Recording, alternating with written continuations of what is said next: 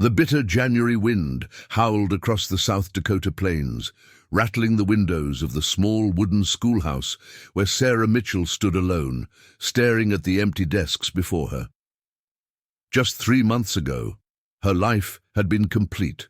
A loving husband, their beautiful daughter, and 5 foster children they had welcomed into their hearts. Now, at 32, she was a widow with 6 children depending on her, their sparse pantry nearly empty and winter's grip tightening around.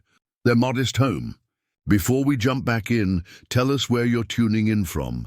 And if this story touches you, make sure you're subscribed, because tomorrow I've saved something extra special for you. We'll make it through, she whispered to herself, though the tremble in her voice betrayed her uncertainty. What Sarah couldn't possibly know was that salvation would come from the most unexpected source. An elderly Sioux grandmother named Dorothy White Eagle, who carried ancient wisdom that would transform their desperate situation into something remarkable. This is the story of how 2 women from different worlds formed an alliance that saved not only 6 hungry children, but an entire community on the brink of being forgotten. September had painted the rolling hills around Cottonwood Creek in brilliant shades of amber and gold when tragedy struck the Mitchell household.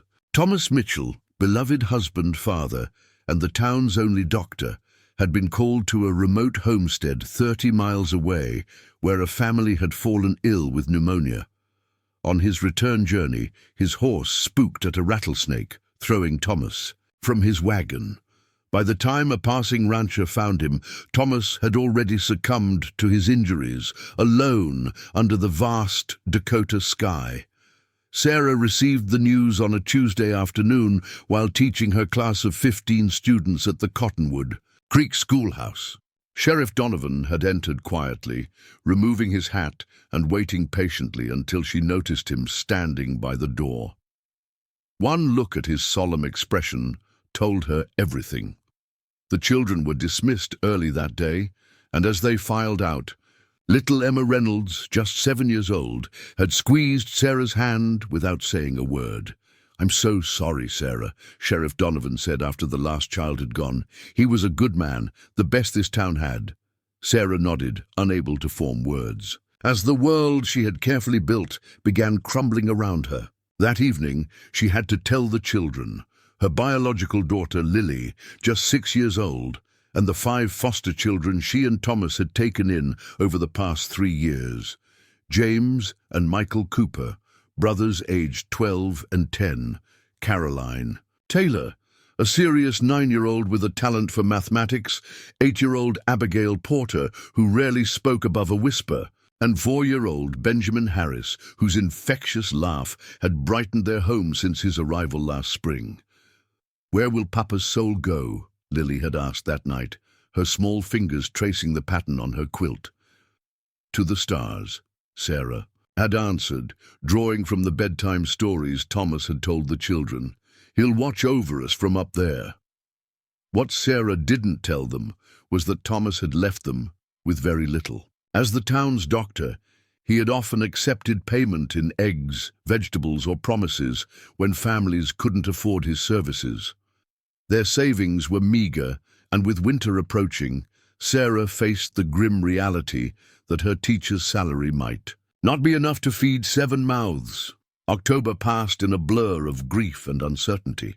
The townspeople brought casseroles and condolences, but as the weeks passed, the visits grew less frequent. Cottonwood Creek itself was struggling. The railroad had bypassed them for the larger settlement of Millerville, 20 miles east, and many families had already relocated in search of better opportunities. Those who remained were barely scraping by themselves. By early November, Sarah was carefully rationing their food, eating less so the children could have more. She sold Thomas's pocket watch and her grandmother's silver tea set, but the money didn't stretch as far as she had hoped. The winter of 1887 arrived early and with unusual ferocity, blanketing the Dakota Territory in snow and ice that made traveling to the nearest general store a dangerous endeavor. "Miss Mitchell, "You don't look well," observed Principal Wilson one morning as Sarah prepared her classroom. "Are you getting enough rest?" "I'm fine, just adjusting," she replied with a forced smile, ignoring the persistent lightheadedness that had been her companion for days now. The truth was far from fine. That morning she had discovered their flour barrel nearly empty, with barely enough to last another week. The root cellar contained only a few wrinkled potatoes and 3 jars of preserved peaches. The children had stopped asking for seconds at dinner, sensing the gravity of their situation, even though Sarah tried to shield them from worry. Later that same week, 12-year-old James found Sarah at the kitchen table, head in her hands, staring at the pile of bills before her. "I can quit school and work at the livery stable," he offered, his young face serious beyond his years. "Mr. Peterson said he might need help with the horses." "Absolutely not," Sarah replied firmly. "Education is your future, James. We'll find another way." But privately, Sarah wondered what that way might be. The bank had sent notice that they were reviewing Thomas's outstanding loans, and the house payment was already overdue. She had sold nearly everything of value, and pride prevented her from begging for assistance from neighbors who were themselves struggling. The breaking point came on a frigid December morning when Sarah opened the pantry to find only half a loaf of stale bread and a small jar of molasses to feed 6 hungry children. She divided it carefully, giving each child a portion while claiming she had already eaten. Little Benjamin looked at his small piece and then up at Sarah with eyes that understood too much. "You can have some of mine, Mama Sarah," he said, holding out his bread with a sticky hand. It took every ounce of Sarah's strength not to weep as she gently pushed his hand back. "That's yours, sweet boy. You need to grow big and strong." That night, after the children were asleep, Sarah bundled up against the cold and made her way to the small church at the edge of town. The building was empty, lit only by the dim glow of a single lantern left burning by Pastor Reynolds. Sarah knelt in the front pew, her prayers more desperate than devout. "I don't know what to do," she whispered into the silence. "Please, show me a way to feed these children." The answer to her prayer arrived the next morning in the form of a weathered old woman standing on her porch, wrapped in a vibrant hand-woven blanket, despite the biting cold. Her face was deeply lined with age, her long silver hair braided and wrapped with strips of red cloth. She stood straight and dignified, dark eyes assessing Sarah with uncanny wisdom. "I am Dorothy White Eagle," she announced without preamble. "My grandson Joseph says your children have hollow cheeks and tired eyes. This is not good." Sarah blinked in surprise. Joseph White Eagle was a quiet boy in her class who rarely spoke but watched everything with intelligent eyes. She hadn't realized he had noticed their situation. "We're managing," Sarah replied automatically, the polite lie she had been telling everyone. Dorothy's expression didn't change. "The rabbit has no use for pride when the wolf is near. May I come in?" Something in the old woman's direct manner broke through Sarah's carefully maintained facade. She stepped aside, allowing Dorothy to enter the modest home. The children, who had been quietly playing in the sitting room, looked up with curious expressions. Dorothy moved to the kitchen without waiting for an invitation and opened Sarah's nearly empty pantry, examining the sparse contents with a critical eye. She then turned to Sarah with an expression that held no pity, only determination. "Tomorrow morning, send the older children to my house at the edge of the reservation. They will learn to set snares for rabbits. You will come later with the little ones. I will show you which plants still give food even in the snow." "I couldn't possibly," Sarah began. "This is not charity," Dorothy interrupted firmly. "It is knowledge. My people have survived on these lands for countless winters. Now you must learn, or these children will go hungry. Will your pride feed them?" The question hung in the air between them. After a long moment, Sarah shook her head. "No, it won't." "Good," We begin tomorrow." With that, Dorothy turned to leave, pausing only to place a small bundle wrapped in cloth on the table. "Pemmican, high-strength food. Give each child a small piece." The next morning, Sarah sent James, Michael, and Caroline to Dorothy's home as instructed, while she finished her teaching preparations. By noon, she'd gathered Lily, Abigail, and Benjamin to make the mile-long trek to the small house where Dorothy lived at the edge of the Pine Ridge Reservation. They found the older children already skinning 2 rabbits under Dorothy's careful instruction, their initial squeamishness replaced by focused concentration. Joseph White Eagle, Dorothy's 16-year-old grandson, was showing Michael how to properly stretch the pelts. "Nothing is wasted," Dorothy explained to Sarah as she welcomed them into her home. "The meat feeds us, the fur keeps us warm, the bones become tools and needles." That first day marked the beginning of a transformation. Dorothy taught them to identify tracks in the snow, to recognize which trees had edible inner bark, and where to find wild onions that still grew beneath the frozen ground. Joseph showed James and Michael how to set snares using materials from the forest rather than precious wire or twine. "Your children learn quickly," Dorothy observed as they worked, "like empty cups waiting to be filled." Over the following weeks, Sarah and the children became regular visitors to Dorothy's home. The elderly woman shared not only survival skills, but the rich traditions of her people. She taught Caroline and Abigail to weave baskets from pine needles that could be traded in town, showed Lily how certain clays could be used for medicinal purposes, and entertained Benjamin with ancient stories that held lessons about respect for nature and community. For Sarah, these lessons went beyond mere survival techniques. Dorothy's wisdom challenged her understanding of education itself. While Sarah had always valued book learning, Dorothy demonstrated that knowledge came in many forms, all equally valuable.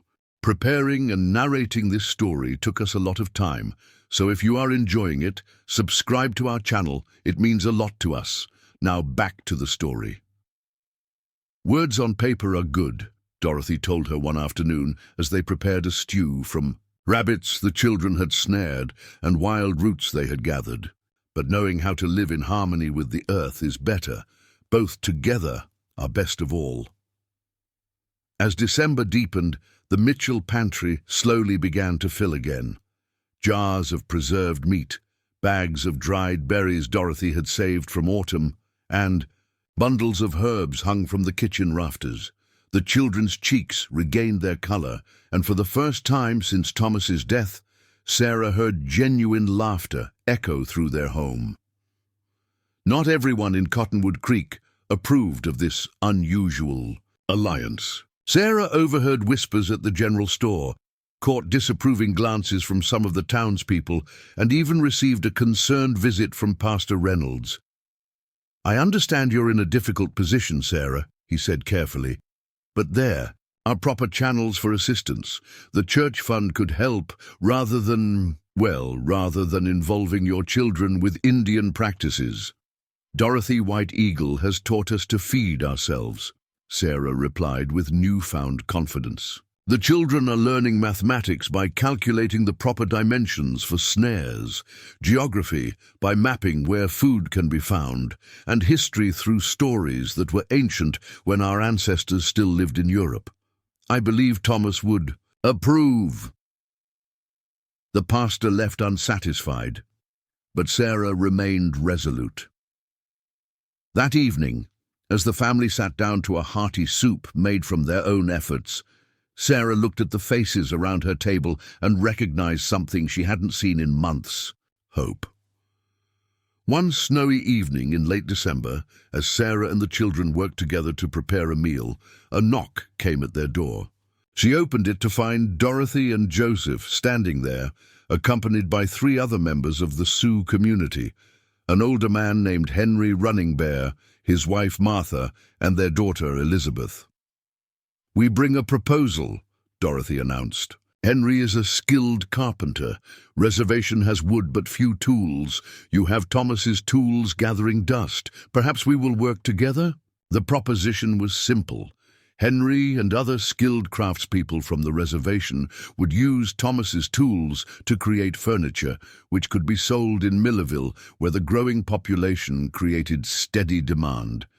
In exchange, the Mitchell family would receive a share of the earnings and continued instruction in survival skills. Like partnership? Sarah asked, considering the idea. Dorothy nodded. Sioux and settlers, working together. Both gain, both teach, both learn. That night, after their visitors had left and the children were asleep, Sarah sat by the window, watching snow drift down in the moonlight. For the first time since Thomas's death, she felt a sense of possibility rather than desolation. Through Dorothy's wisdom, she had discovered not just how to survive, but potentially how to thrive, not through charity or luck, but through cooperation and mutual respect. The next day, Sarah went to the storage shed where Thomas's carpentry tools had lain untouched since his passing. As she wiped dust from his favorite hammer, she could almost hear his voice. "Tools are meant to build, Sarah. They do no good sitting idle." With renewed purpose, Sarah began organizing the tools, making inventory of what they had to offer. This partnership wouldn't solve all their problems, but it represented something precious that had been missing, a path forward. Meanwhile, in the kitchen, the children were studying animal tracks that Dorothy had taught them to identify carefully, drawing them in their school notebooks while comparing observations. Education, Sarah realized, was happening in ways Thomas would have deeply appreciated, practical, meaningful, and connecting these children to the world around them. As January's bitter cold settled over Cottonwood Creek, the Mitchell home became an unexpected center of activity. Henry and his family began working in Thomas's old shed, transforming raw wood into beautifully crafted furniture. Joseph taught the older boys to carve simple toys that could be sold alongside the larger pieces. Dorothy continued her lessons in foraging and preservation, ensuring the family's pantry remained stocked despite the harsh winter. Word of the unusual arrangement spread quickly through both communities. At first, there was resistance from both sides, townspeople uncomfortable with the increasing presence of Sioux visitors, and reservation members skeptical of collaboration with settlers. But as beautiful furniture and crafts began to emerge, practical interests slowly overcame prejudice. Sarah noticed the change one afternoon when Mrs. Henderson, the banker's wife and one of the town's most influential citizens, stopped by unexpectedly. "I heard you might have a rocking chair for sale," she said stiffly, clearly uncomfortable, but unable to hide her interest when she spotted the elegantly crafted chair in the corner of the sitting room. "Henry Running Bear made that one," Sarah replied honestly. "His family has been crafting furniture for generations." Mrs. Henderson examined the chair closely, running her fingers over the smooth wood and intricate carvings. "It's quite remarkable," she admitted. "Far finer than anything." "Available in Millerville, how much?" By the time Mrs. Henderson left, having purchased not only the rocking chair, but placing an order for a set of nesting tables, Sarah recognized a subtle but important shift. Quality craftsmanship spoke a language that transcended cultural barriers. That evening, as snow fell outside, Sarah sat at her kitchen table writing by lamplight in a journal that Dorothy had encouraged her to keep. "Today," she wrote, "I realized that what began as a desperate measure for survival has become something more meaningful. These children are learning not just how to survive hardship, but how different traditions and knowledge can come together to create something new and valuable. Perhaps this is the most important lesson of all." February arrived with a blizzard that sealed Cottonwood Creek off from the outside world for nearly a week. Massive snow drifts blocked the roads, and temperatures plummeted so low that mercury froze in thermometers. Throughout town, families huddled around dwindling fires, rationing their remaining supplies, and wondering how long they could endure. Yet in the Mitchell household, a different atmosphere prevailed. The woodshed stood well stocked with seasoned logs, carefully harvested and prepared under Dorothy's guidance months before. The cellar contained preserved meats, dried fruits, and root vegetables stored in sand. Most importantly, the family possessed knowledge that transformed the bleak winter landscape from an enemy into a provider. The storm is not your foe, Dorothy had taught them. It is simply the earth breathing in a different rhythm. On the third day of the blizzard, Sheriff Donovan trudged through waist-deep snow to check on those living on the outskirts of town. When he arrived at the Mitchell home, he found not desperation but industry, the children working on crafts by the fire, a pot of rabbit stew simmering on the stove, and Sarah calmly teaching a geography lesson using maps they had drawn themselves. Of the surrounding lands. "I've been checking on folks," the sheriff said, brushing snow from his coat as he warmed himself by the fire. "The Petersons are down to their last candle, and the Wilsons have run out of firewood. Half the town is in dire straits." Sarah exchanged a glance with James, who had recently turned 13 and had grown increasingly confident under Dorothy and Joseph's mentorship. The boy nodded almost imperceptibly. "We have extra supplies," Sarah told the sheriff. "And James knows where to find more firewood that's accessible even in this snow. Perhaps we could help." The sheriff's eyebrows rose in surprise. "You're offering help? No offense, Sarah, but after Thomas passed, everyone assumed you'd be the one needing assistance." "Things have changed," she replied simply. That afternoon, despite the howling wind, James led the sheriff and Michael to a sheltered grove Dorothy had shown them, where deadfall branches remained dry beneath the snow. Caroline and Abigail prepared bundles of dried herbs that could be brewed into teas rich in vitamins. Little Benjamin proudly helped pack parcels of pemmican, a concentrated food Dorothy had taught them to make that would provide energy when other supplies ran low.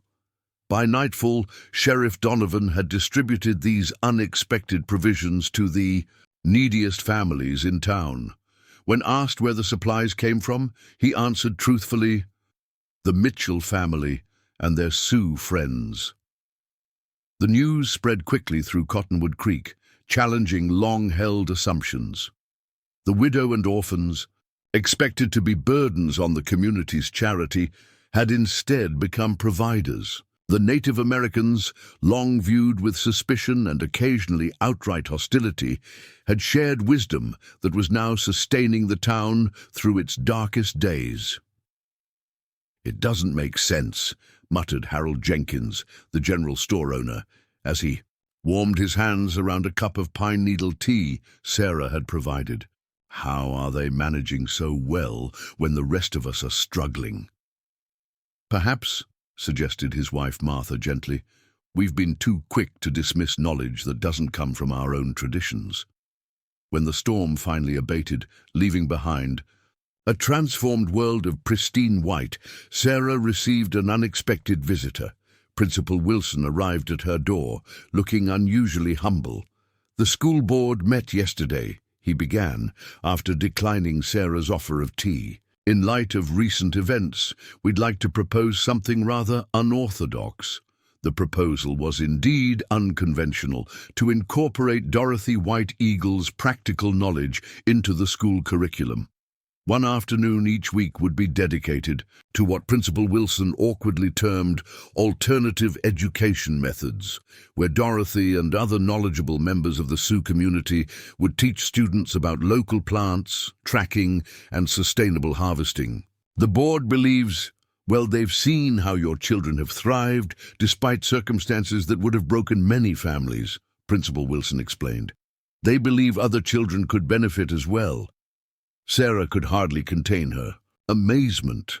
"And the parents, what do they think of this idea?" "After the blizzard, opinions have evolved," he replied carefully. "When your family and the White Eagles helped so many through the worst of it, it became difficult to maintain certain prejudices." That evening, Sarah walked the path to Dorothy's home to share the news. The elderly woman listened silently, her weathered face revealing nothing as Sarah explained the school board's proposal. "They want to pay you as a special instructor," Sarah concluded. "It's not much, but I do not teach for money," Dorothy interrupted. "I teach because knowledge dies if kept hidden. Does that mean you'll do it?" Dorothy stared into the fire for a long moment before responding. "The children of Cottonwood Creek are not to blame for their parents' narrow thinking. Yes, I will. Teach them, but not alone. Joseph will assist. Henry will demonstrate woodworking. Elizabeth will show how plants become medicine. Knowledge has many branches on the same tree." As winter gradually loosened its grip on the Dakota plains, an extraordinary transformation took root in Cottonwood Creek. The Wednesday afternoon sessions at the schoolhouse quickly became the most anticipated part of the week for students. Children who fidgeted restlessly during arithmetic lessons sat spellbound as Dorothy explained how to read weather patterns in cloud formations or demonstrated how to identify edible plants among seemingly identical species. For many of the town's children, these afternoons opened up an entirely new way of seeing the world around them. Young Thomas Wilson, the principal's son who had always struggled with conventional subjects, discovered an uncanny talent for tracking. Emma Reynolds, painfully shy in regular classes, blossomed when teaching her classmates how to weave pine needle baskets under Elizabeth's guidance. Not everyone embraced these changes. Reverend Phillips, newly arrived from Boston to take over, for the aging Pastor Reynolds viewed the program with open disapproval. "Pagan practices have no place in a Christian community," he declared from his pulpit one Sunday in early March. "Our children should be learning civilization, not primitive survival skills." His words created a ripple of tension through the congregation. Sarah, sitting with her 6 children in their usual pew, felt her heart sink as several heads nodded. In agreement, the progress they had made seemed suddenly fragile. After the service, as families gathered on the church steps, an unexpected voice broke the uneasy silence. "My Jennifer was the one who spotted that my milk cow had eaten nightshade." "Last week," said Margaret Anderson, a widow whose small dairy farm supported her 3 children, "recognized the symptoms right away from what Mrs. White Eagle taught them. Saved me from losing my best milker and my livelihood with it." "And my boys haven't had croup all winter," added Frances Miller, mother of twin boys known for their fragile health. "That pine syrup Dorothy showed us how to make cleared their chests right up." One by one, parents shared similar stories, practical benefits that had touched their daily lives. The Reverend, standing nearby, listened with thinning lips but made no further comment. That night, Sarah recorded the exchange in her journal, noting with cautious optimism that real change happened not through grand gestures, but through countless small moments where prejudice gave way to practical results.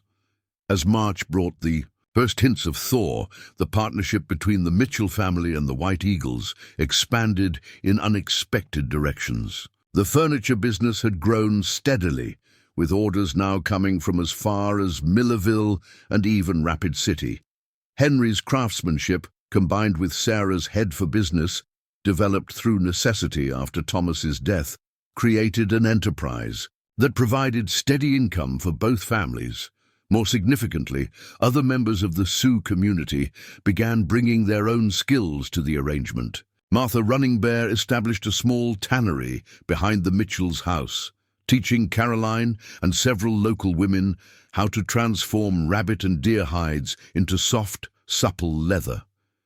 Joseph, showing remarkable patience, instructed James and Michael in the art of bow making, producing hunting implements that fetched excellent prices from settlers who appreciated their superior construction. These enterprises created something Cottonwood Creek had lacked since being bypassed by the railroad: economic opportunity. Young men who had been planning to leave for larger towns reconsidered when Henry offered apprenticeships. Women who had struggled to contribute to family finances found income through crafting and tanning.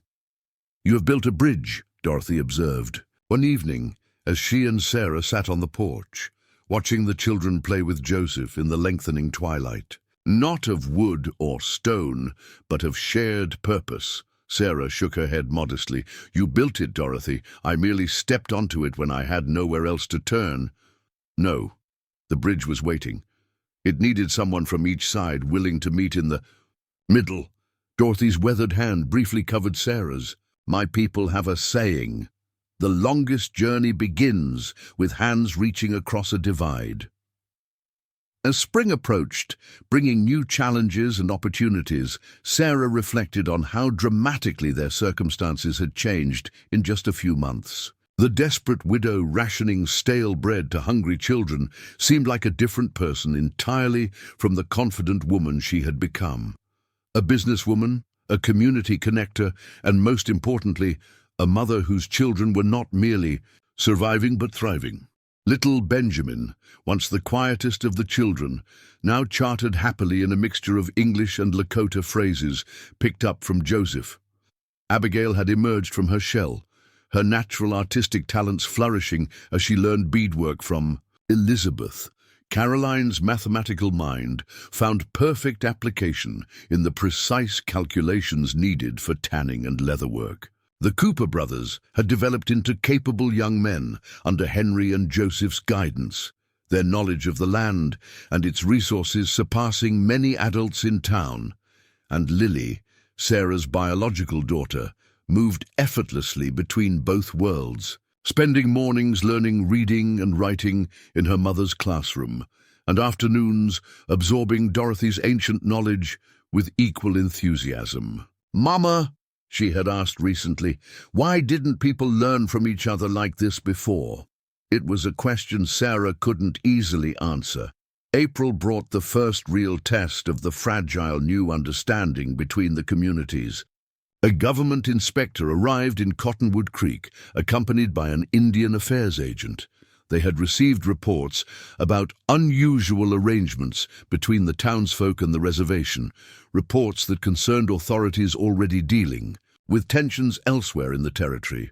The inspector, a rigid man named Clifton Hargrove, made his disapproval evident from the moment he stepped into Sarah's classroom and observed Dorothy teaching students how to identify edible spring plants. "Mrs. Mitchell," he addressed Sarah stiffly after the children had been dismissed, "are you aware that it is government policy to assimilate the Indian population into civilized society, not the reverse?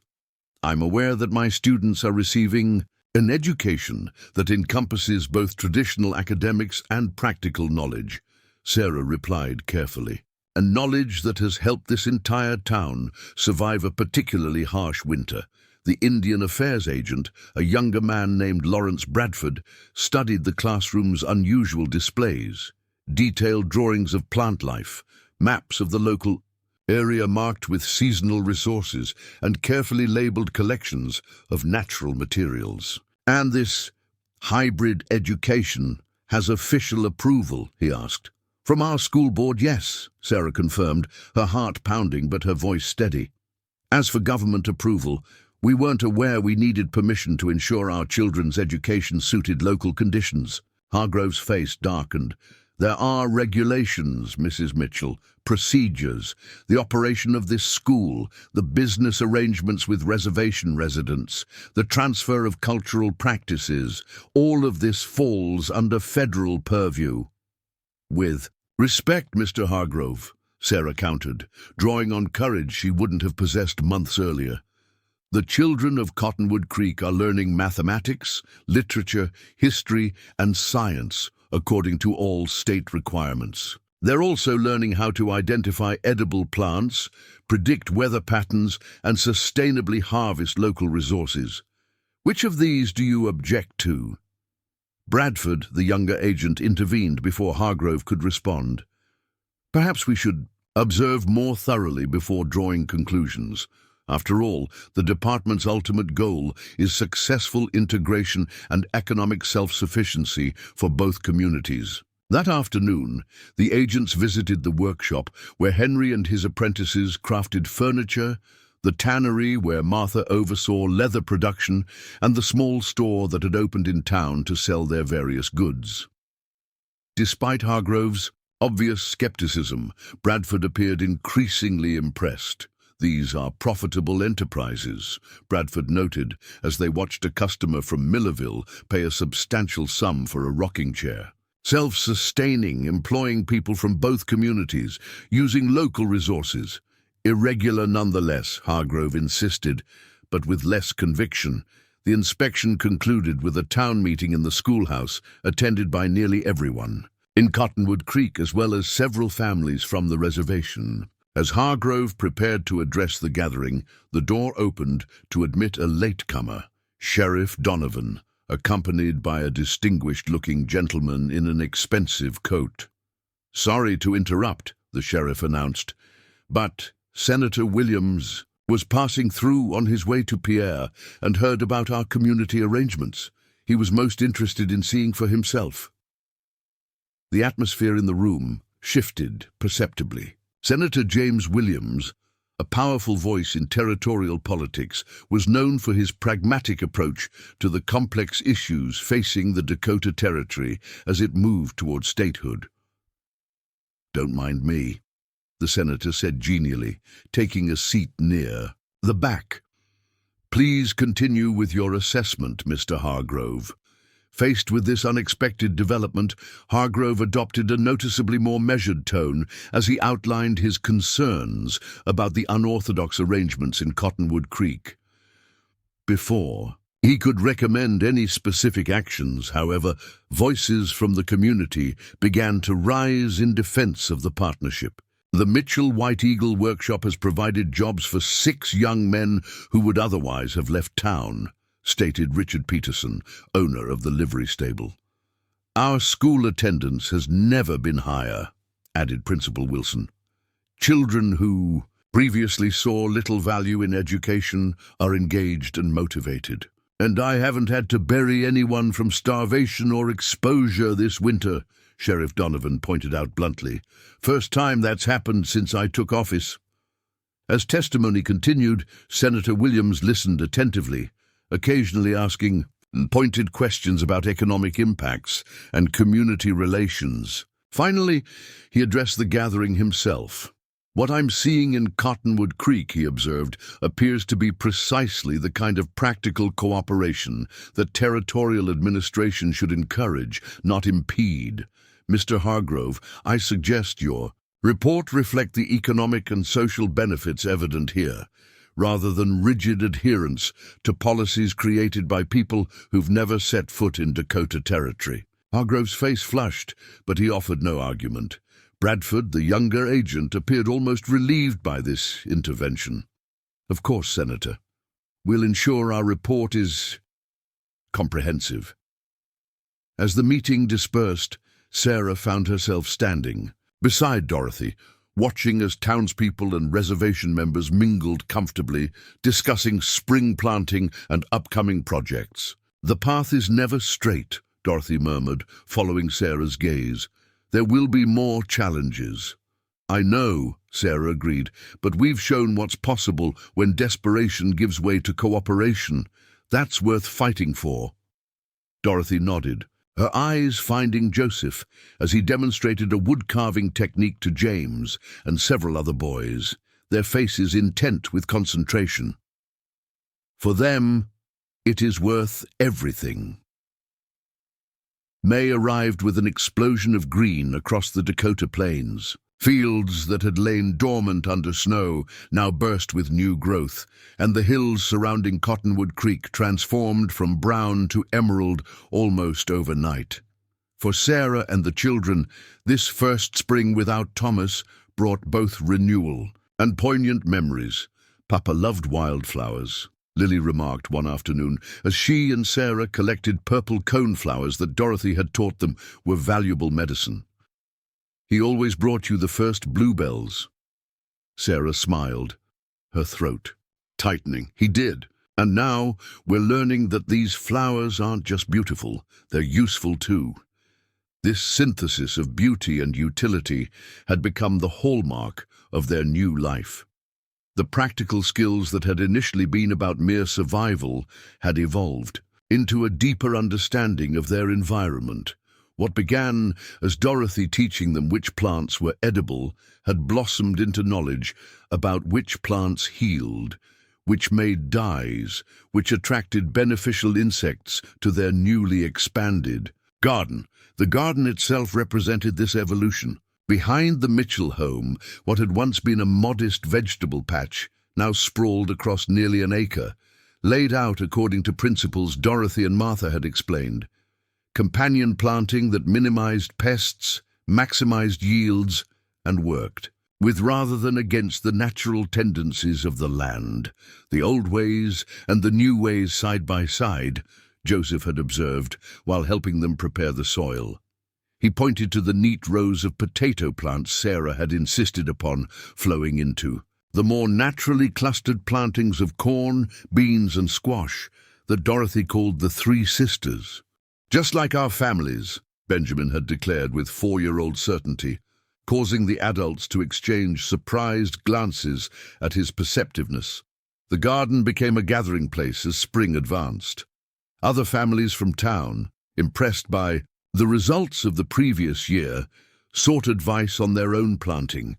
Children from Sarah's class begged to help tend the special section set aside for medicinal herbs. Even Reverend Phillips, who had maintained a cool distance since his initial objections, was spotted studying the layout with grudging interest.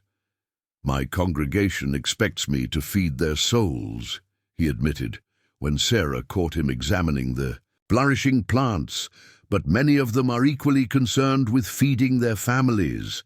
Perhaps there are lessons here that do not contradict Scripture." Sarah recognized the olive branch for what it was. Proverbs speaks of the wise woman who considers a field and buys it. "With the fruit of her hands she plants a vineyard," she quoted. "I believe wisdom can come from unexpected sources, Reverend. God's creation teaches those willing to learn." The Reverend's lip twitched in what might have been the ghost of a smile. "Indeed, though I maintain reservations about certain spiritual practices. We're growing vegetables, Reverend, not conducting ceremonies," Sarah replied mildly, though she knew Dorothy's teachings often blended practical knowledge with Lakota spiritual perspectives. Although giving thanks for the earth's bounty seems appropriate in any tradition, their uneasy truce represented another small victory in the gradual integration of the communities. Each week brought new developments, a rotating market where townspeople and reservation residents could trade goods, collaborative hunting parties that combined Sioux tracking skills with settlers' preservation techniques, shared celebrations that honored important dates in both cultures' calendars. Senator Williams, true to his word, had ensured that government interference remained minimal. His enthusiastic report about Cottonwood Creek had reached territorial officials, who now viewed the town as a potential model rather than a problem requiring correction. A journalist from the Rapid City Journal had even visited, producing an article titled "Prosperity Through Partnership, A New Vision for Dakota." "They make it sound so simple," Sarah remarked to Dorothy after reading the piece, "as though all our communities needed was a friendly handshake to overcome generations of mistrust. Words on paper simplify what the heart and hands must work." "Hard to achieve," Dorothy replied, her fingers never pausing in their work stringing glass beads onto a leather cord. "But sometimes simple words plant seeds in minds far away. Those seeds seem to be sprouting." In late May, a delegation arrived from a settlement some 60 miles northwest, 3 men and 2 women, representing a town facing challenges similar to Cottonwood Creek, seeking guidance on establishing their own cooperative relationships with nearby Lakota communities. "We've tried traditional charity," explained Ellis Hammond, their appointed spokesman. "It creates resentment on both sides. When we read about your approach, Mutual benefit, shared knowledge, economic partnership, it offered a different path. Sarah and Dorothy exchanged glances, recognizing the significance of this moment. What had begun as one desperate widow, seeking help to feed 6 hungry children, was expanding into something neither had anticipated, a template that others might follow. "It's not easy," Sarah cautioned the visitors. There were skeptics on both sides. There still are, and not all knowledge can be shared, Dorothy added firmly. "Some teachings are sacred to my people and must remain so." "We understand," Hammond assured them. "We're not looking to appropriate your culture, just to find a way forward that benefits everyone."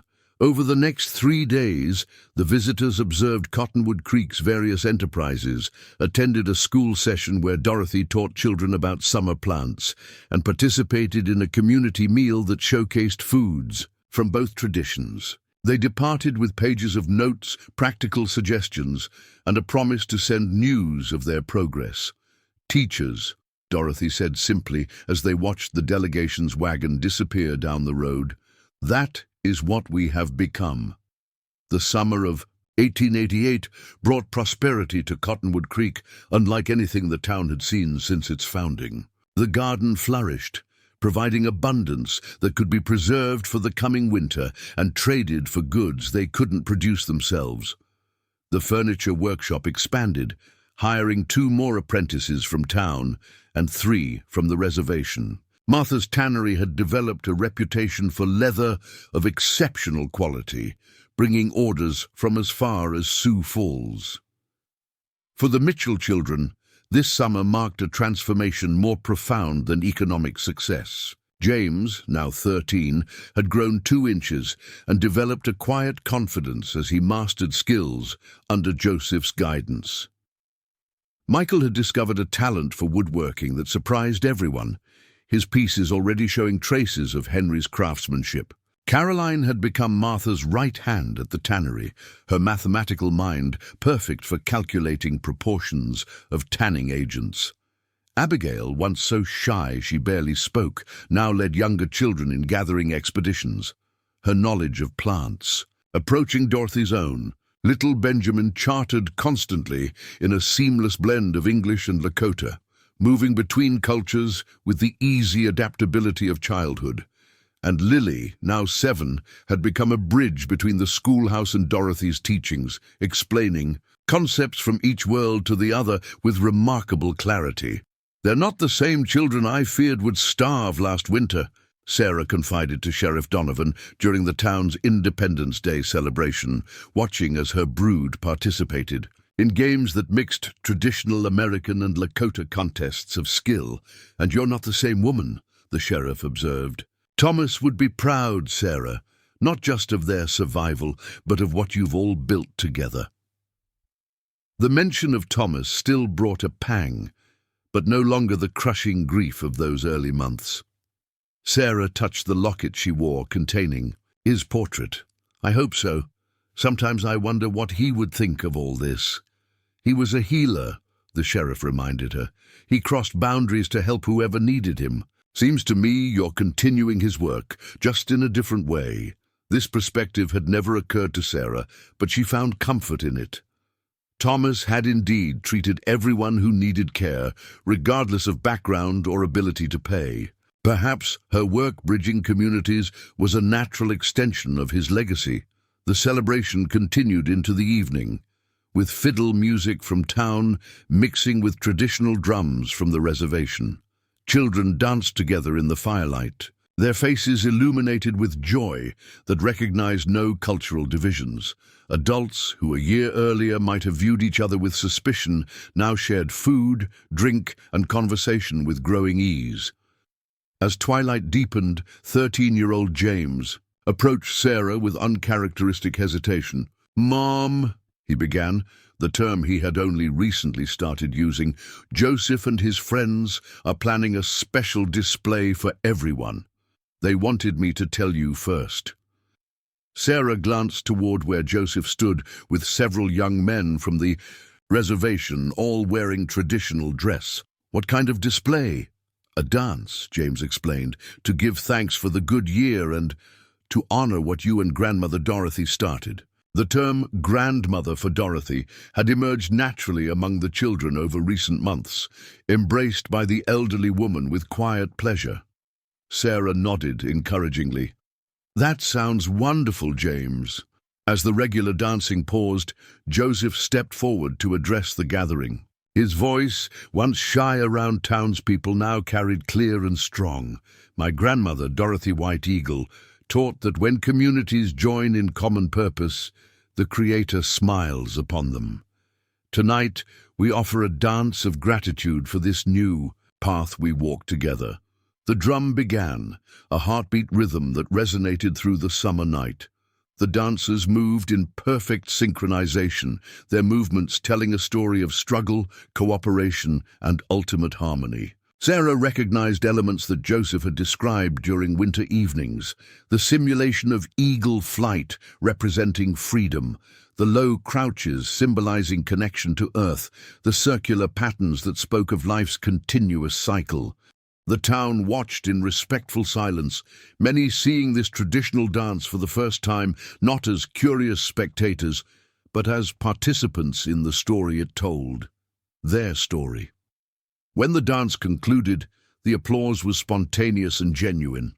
Dorothy, who had been watching from a seat of honor, rose slowly with the dignity of her 82 years. "The dance you have seen is usually performed only for our people," she explained. "Tonight, it honors all who have contributed to our shared success. The winds of change blow across our lands, better to bend like the willow than break like the oak." Reverend Phillips stepped forward, and for a moment Sarah tensed, fearing objection. Instead, the minister surprised everyone. "Mrs. White Eagle, would you permit us to offer a hymn in response? Not to compete with your beautiful tradition, but to add our own expression of gratitude." Dorothy's weathered face creased in a smile. "Songs of thanksgiving are welcome in any language."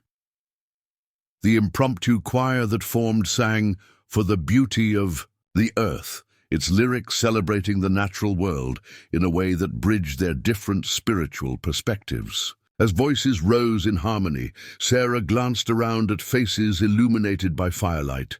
The children she had feared would perish, the elderly woman who had saved them, the communities that had found common ground in the most unlikely circumstances. This moment of unity did not mean all problems were solved. Sarah knew that prejudices ran deep on both sides, that government policies still threatened the reservation's sovereignty, that economic challenges could reappear with one bad harvest or harsh winter.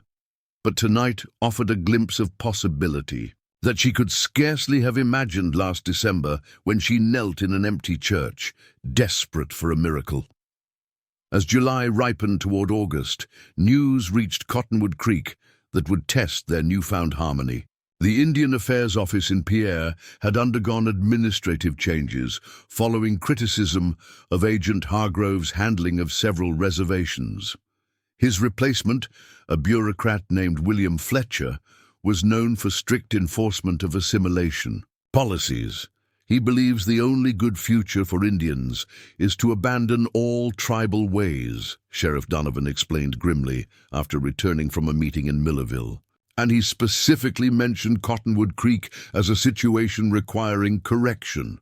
Sarah immediately took this information to Dorothy, finding the elderly woman instructing Caroline and Abigail on preserving blackberries they had gathered. That morning, "Fletcher has a reputation among my people," Dorothy acknowledged after hearing the news. "Man who speaks with forked tongue while offering paper promises." "Senator Williams supported us before," Sarah reminded her. "Perhaps he can intercede again." Perhaps. But wise people prepare for storms even when the sky shows only a few clouds. Dorothy's expression remained serene, but her eyes held concern. "We must strengthen what we have built, so it cannot be easily broken." Over the following weeks, they worked methodically to document their achievements. Sarah compiled records showing improved school attendance and test scores since implementing the integrated curriculum. Henry and Joseph prepared financial statements, demonstrating the economic benefits of their enterprises to both communities. Martha organized an exhibition of goods produced through their partnership that could be shown to any officials who visited. Most importantly, they ensured that knowledge flowed in both directions. Dorothy and the other Sioux elders accelerated their teaching of survival skills and sustainable practices, while Sarah intensified lessons in reading, writing, and mathematics for reservation children who joined her classes.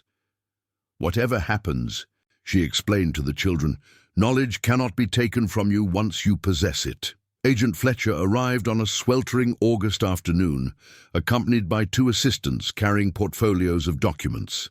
His appearance, from his immaculately pressed suit to his waxed mustache, seemed designed to emphasize the contrast between government authority and frontier pragmatism.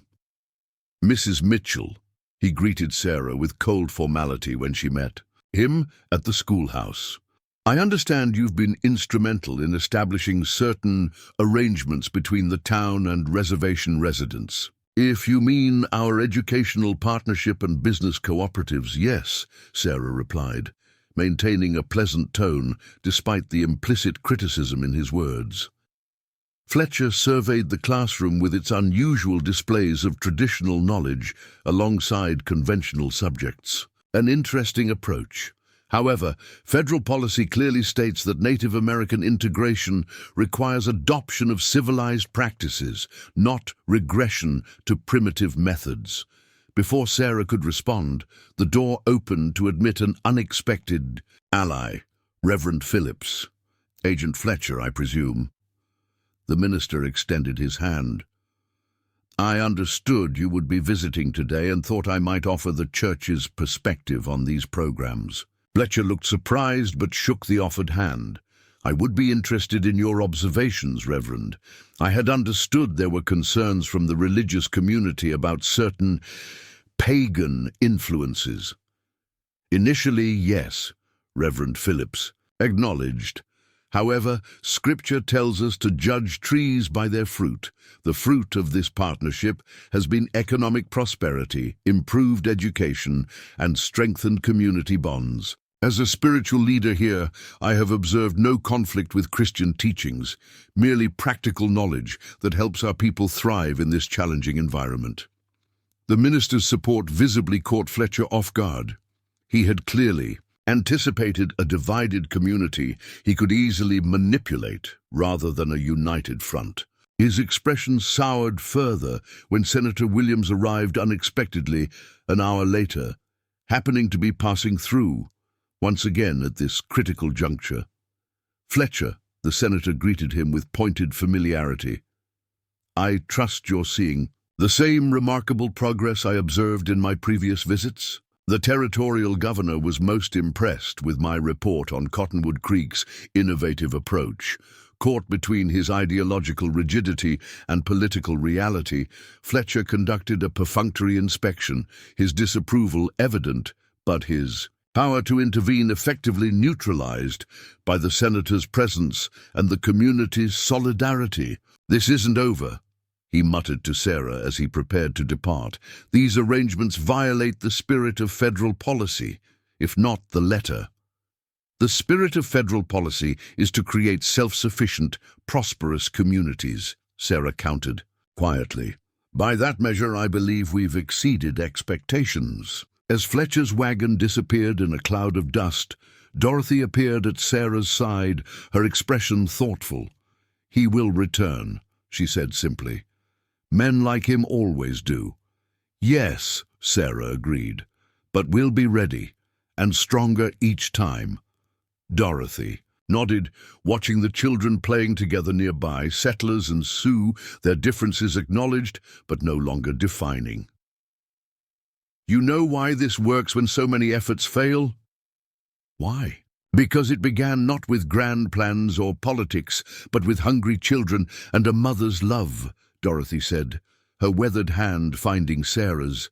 The strongest foundations are built on the simplest truths. Sarah squeezed the elderly woman's hand, remembering that desperate December day when Dorothy had appeared on her porch, offering not charity but something far more valuable. Dignity through knowledge, survival through cooperation. From 6 orphans facing starvation to a model. For territorial relations, Sarah mused. Thomas would never believe it. Dorothy's eyes crinkled with wisdom. He sees. From the stars he watches over his family, and he is proud of the path you have found. As summer faded toward autumn, Sarah stood in the garden behind her home, now lush with harvest bounty that would sustain them through the coming winter. Nearby, the children worked alongside Joseph and Elizabeth, gathering the last of the season's offerings with the confident movements of those who understood the land's rhythms. The widow who had once faced starvation with 6 dependent children now surveyed a transformed reality. Their bellies were full, their minds enriched, their futures secure, not through luck or charity, but through a partnership that honored both worlds they inhabited.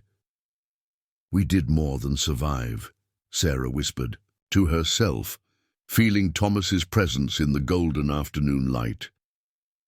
"We found a better way forward." Autumn painted the Dakota landscape in brilliant hues of copper and gold as Cottonwood Creek prepared for harvest season. The Mitchell homestead hummed with activity. Smoke rose from outdoor cooking fires where tomatoes simmered into sauce, corn dried on racks constructed under Henry's guidance, and strips of venison transformed into jerky using Martha's techniques. 1 year had passed since Thomas Mitchell's death. The anniversary arrived on a crisp September morning, the sky a perfect blue that reminded Sarah of her husband's eyes. She rose before dawn, leaving the children sleeping, and walked alone to the small cemetery at the edge of town. Thomas's grave stood beneath a cottonwood tree, its leaves rustling softly in the morning breeze. Sarah knelt, placing a bouquet of late wildflowers beside the simple headstone, and traced her fingers over the engraved name. "You wouldn't recognize us now," she said quietly. "The children have changed so much. James is nearly as tall as you were. Michael crafted his first chair last week. Henry says he has a natural talent. Caroline helps manage our accounts with better skill than most bankers. Abigail leads the younger children on gathering expeditions now. Benjamin speaks 2 languages fluently. And Lily, she holds everyone together somehow, just like you did." A twig snapped behind her, and Sarah turned to find Dorothy approaching slowly, her age evident in her careful steps, but her back still straight, her dignity undiminished. "I thought you might be here," the elderly woman said. "The children told me what day it is." Sarah nodded, making room as Dorothy lowered herself to sit on a nearby boulder. For several minutes, they shared a companionable silence. 2 women, from vastly different worlds, united by the understanding of loss. "My husband, Jacob White Eagle, has been gone 27 summers," Dorothy finally said. "The ache lessens, but the space they leave remains." "Does it ever feel whole again?" Sarah asked. Dorothy considered the question carefully. "Not as it was before, but like a broken pot mended with gold. Sometimes what heals can create its own kind of beauty." As they walked back toward town together, Sarah reflected on the wisdom of that perspective. Her life had indeed been shattered and then reformed into something she never could have imagined. Different from what she had planned, yet rich with unexpected purpose. The sound of hammering greeted them as they approached the Mitchell property. A group of men, settlers and Sioux working side by side, were constructing a new building adjacent to Henry's workshop. The structure had been James's idea, inspired by a growing problem. Their enterprises had expanded beyond the capacity of existing spaces. "The trading center will be ready before the first snow," James informed them proudly as they approached. At 14, his voice occasionally cracked between boyish and adult tones, but his eyes reflected mature determination. "Mr. Peterson says we can open for the Harvest Festival."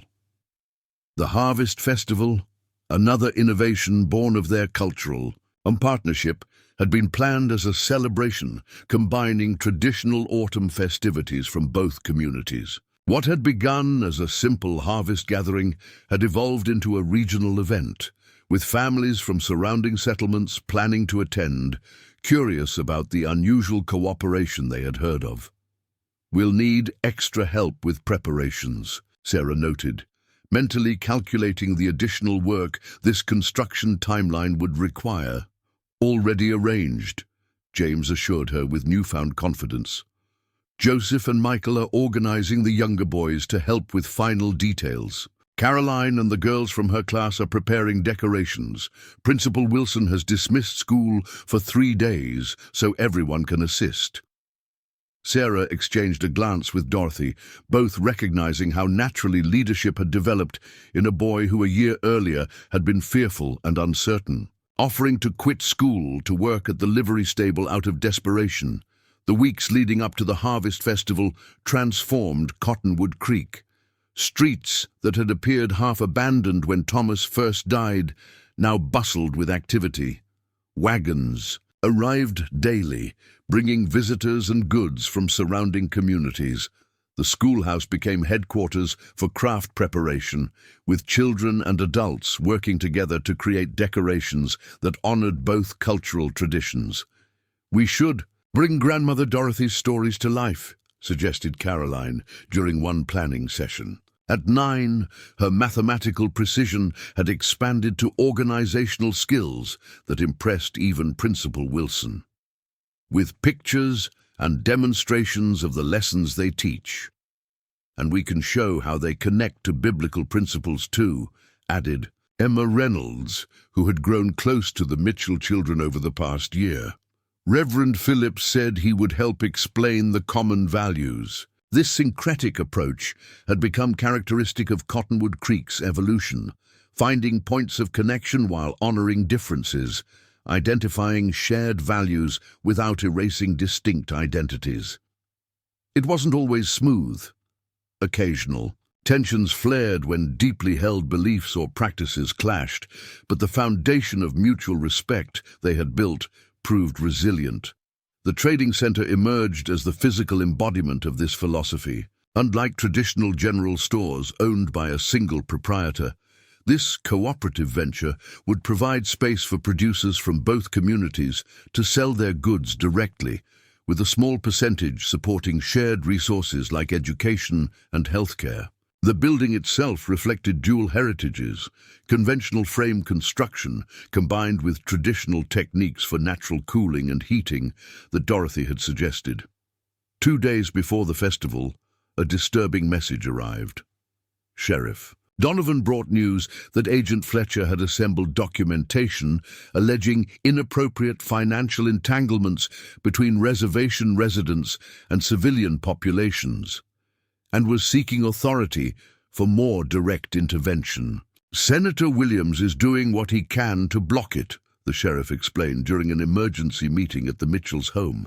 "But Fletcher has powerful allies in Washington who believe any form of tribal autonomy threatens assimilation goals." Dorothy received this news with characteristic calm.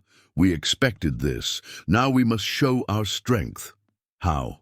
asked Principal Wilson, whose initial skepticism had long since transformed into steadfast support. "We can't fight the federal government. Not with weapons," Dorothy agreed, "but with success that cannot be denied. The festival must become our statement, proof that our way benefits everyone." Sarah understood immediately. "We invite Fletcher to attend. Make it impossible for him to claim we're undermining federal objectives when we're clearly creating prosperity, education, and harmony." The strategy was risky.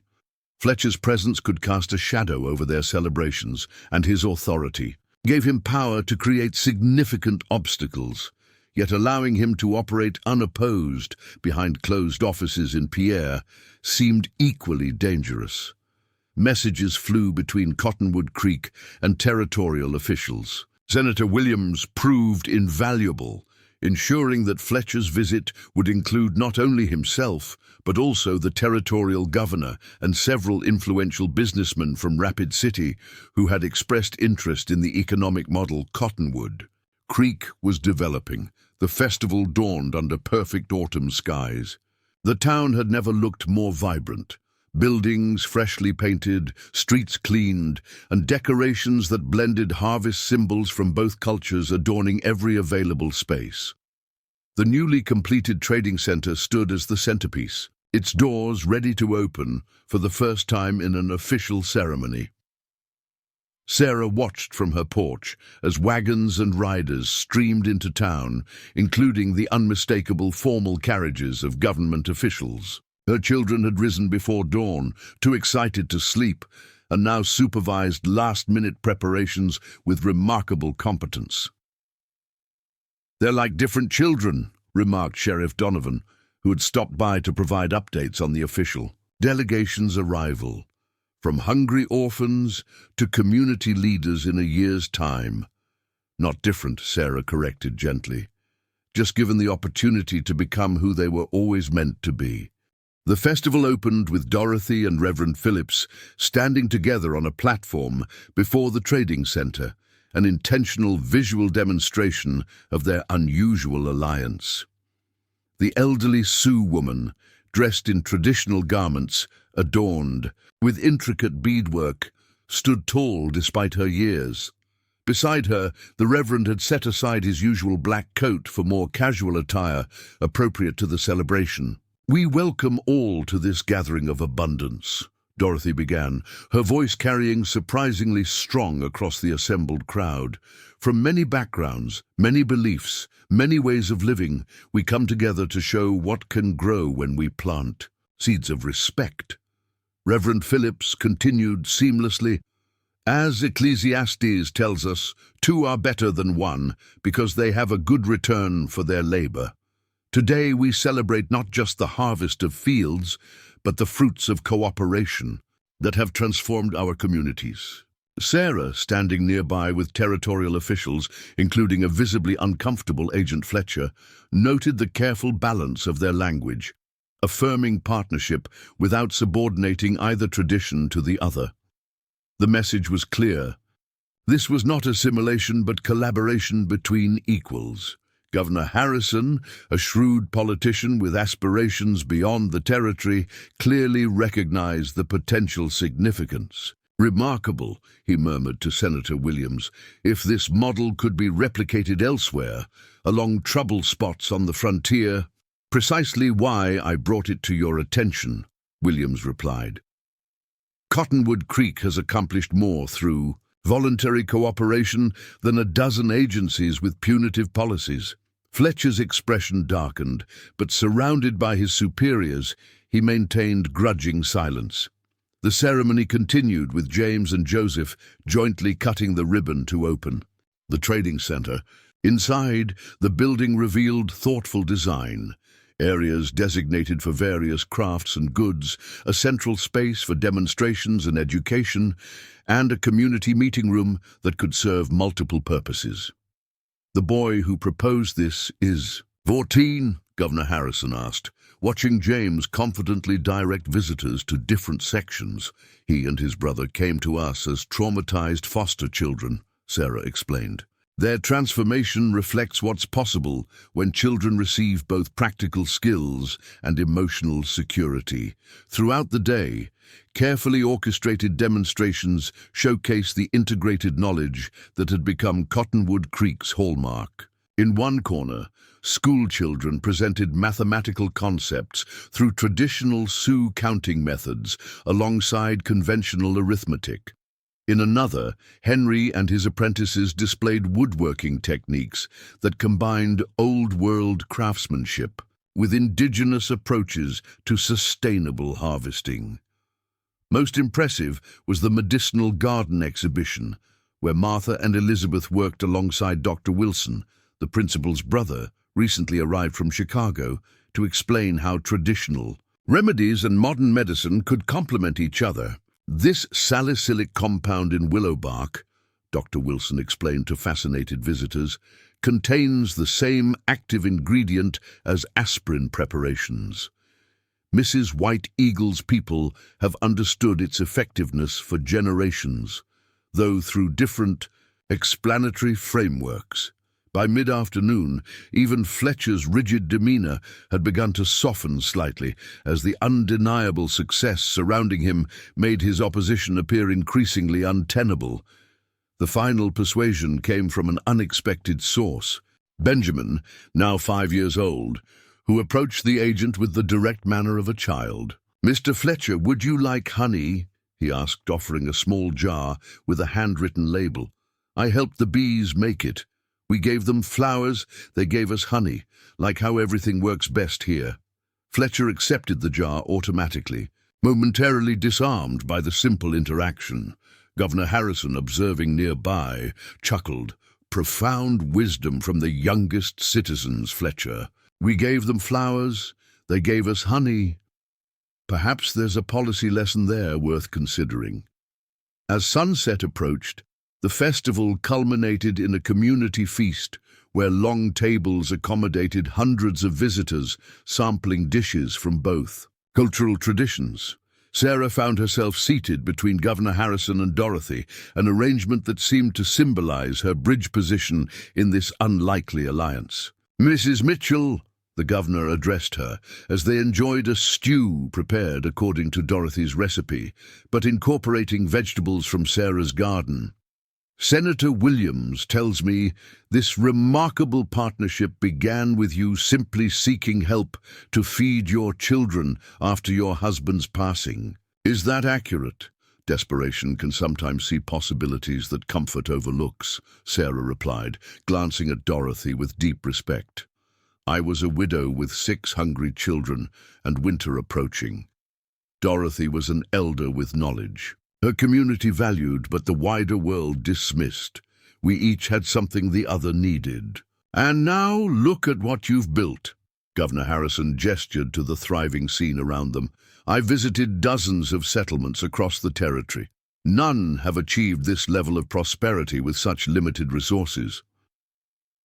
Later that evening, as the celebration continued with music and dancing, Sarah stepped away briefly to check on the younger children. She found Lily sitting with Dorothy near one of the bonfires, listening intently as the elderly woman shared a traditional story. At 7, Lily had developed an extraordinary capacity to absorb knowledge from both worlds she inhabited, moving between them with fluid grace. "Mama," she called, waving Sarah over. "Grandmother Dorothy is teaching me about the stars. They tell stories just like books do." Sarah joined them, noting how the firelight illuminated the contrast between Dorothy's deeply lined face and Lily's smooth one, a visual representation of the past and future sitting together in perfect harmony. "Governor Harrison asked me to convey his decision," Senator Williams said, approaching their small circle. "Fletcher has been reassigned to administrative duties in Washington. The Cottonwood Creek arrangement will receive formal recognition as an experimental model with potential application elsewhere." Dorothy received this news with characteristic equanimity. The wind changes direction, but the tree remains rooted. "Does this mean we're safe?" Sarah asked, knowing that government policies could shift as quickly as prairie weather. "As safe as anyone can be in changing times," Williams replied honestly. "But you've created something resistant to simple dismantling. Too many people benefit now, and too many influential observers recognize its value." That night, after the visitors had departed or settled into temporary accommodations around town, Sarah sat on her porch, watching the moon rise over the transformed landscape. A year ago, this same porch had been where Dorothy first appeared, offering knowledge instead of charity to a desperate widow. "Penny for your thoughts," came Sheriff Donovan's voice as he made his final rounds before retiring. "I was remembering. Something Thomas used to say," Sarah replied. that the measure of any community is how it treats its most vulnerable members. When I was at my most vulnerable, traditional charity would have kept us fed but dependent. Dorothy offered something far more valuable, a way to feed ourselves. And now you feed a whole town, the sheriff observed. Sarah shook her head. We feed each other. That's the lesson in all of this. No community thrives through dependency or exploitation. Real strength comes from recognizing the value in different kinds of knowledge, different ways of seeing the world. Deep thoughts for a schoolteacher, the sheriff teased gently. I've had good teachers myself this past year, Sarah responded, thinking of Dorothy's wisdom, the children's resilience, and even the challenges that had forced her to discover capabilities she never knew she possessed. As the sheriff continued his rounds, Sarah remained on the porch, contemplating the year's journey from desperation to possibility. The widow who had stood in an empty pantry, wondering how 6 children would survive the winter, now looked toward the future with confidence born of hard-won knowledge. Inside the house, she could hear the children breathing steadily in sleep, no longer haunted by hunger or uncertainty. Beyond the town, the lights of Dorothy's home glowed softly in the distance, a beacon that had guided them from mere survival to genuine transformation. Thank you, Sarah whispered to the night, her words meant for Dorothy, for Thomas watching. From the stars and for the unexpected path that had turned tragedy into a new beginning, not just for 6 orphaned children, but for 2 communities learning to move forward together. The success of the Harvest Festival rippled outward like stones, cast into still water. Throughout the autumn of 1888, visitors continued arriving in Cottonwood Creek, merchants seeking trade opportunities, families considering relocation, and most significantly, delegations from other communities hoping to understand how this unlikely partnership functioned. They expect a simple formula, Sarah observed to Dorothy as they welcomed representatives from a settlement near the Nebraska border, as though we could provide 10 easy steps to reconciliation. Dorothy's eyes crinkled with amusement. Wisdom rarely comes in neat packages. Each community must find its own path. Nevertheless, they developed a systematic approach to these inquiries. Visitors spent their first day observing the trading center and workshops, their second day at the school and community garden, and their third day in discussion with leaders from both Cottonwood Creek and the reservation. This structure provided a comprehensive view without overwhelming newcomers with too many unfamiliar concepts at once. Most visitors departed impressed but uncertain whether such cooperation could be replicated in their own regions. A few, however, recognized the underlying principles that transcended specific cultural contexts: mutual respect, knowledge exchange, economic interdependence, and leadership committed to long-term prosperity rather than short-term advantage. Your success here isn't magic or coincidence, concluded Frank Pearson, mayor of a struggling mining town 50 miles west. It's deliberate choices made daily by people who decided a different future was possible. Winter arrived with less menace than the previous year. The Mitchell pantry bulged with preserved foods, the woodshed stood fully stocked, and the new additions to their home, built with Henry's guidance using profits from their enterprises, provided comfortable space for the growing children. Material security, so desperately absent 12 months earlier, now allowed Sarah to focus on deeper aspects of the children's development. We need to discuss your future education, she told James and Michael one evening in late November. At 14 and 12, the brothers had advanced beyond what the local school could provide, particularly in their specialized interests. You've learned remarkable skills from Henry and Joseph, but there's knowledge in the wider world that could complement what you've gained here. The boys exchanged uncertain glances. You mean leaving Cottonwood Creek? James asked, his voice betraying concern. Not permanently, Sarah assured them. but perhaps for periods of study in larger towns where advanced training is available. James, your design innovations could benefit from architectural instruction. Michael, your woodworking shows artistic potential that specialized teachers could help develop. The conversation revealed tensions inherent in their evolving community, the integration of traditional and modern knowledge that had saved them from starvation now raised complex questions about future directions. How could the children access broader opportunities without abandoning the values and connections that had become central to their identities? This question extended beyond the Mitchell household. Reservation parents increasingly sought advanced education for their children while fearing the cultural disconnection that typically accompanied such schooling. Townspeople valued the practical skills their children were acquiring through Dorothy's teachings, but worried about them becoming too Indian in the eyes of the outside world. "We need our own academy," Caroline declared one evening, her 9-year-old certainty bringing smiles to adult faces until they recognized the perspicacity behind her suggestion. A school that teaches both kinds of knowledge at higher levels. The D.O. seed planted by Caroline's comment took root in communal imagination. Throughout December, as blizzards periodically isolated Cottonwood Creek, conversations around evening fires increasingly focused on educational possibilities. Sarah found herself drafted to lead planning committees, her experience as both conventional teacher and cultural bridge making her uniquely qualified. "We would need qualified instructors from both traditions," she noted during one meeting in the Trading Center's community room, "and resources beyond what we currently possess." "The furniture cooperative has been profitable," Henry reminded them.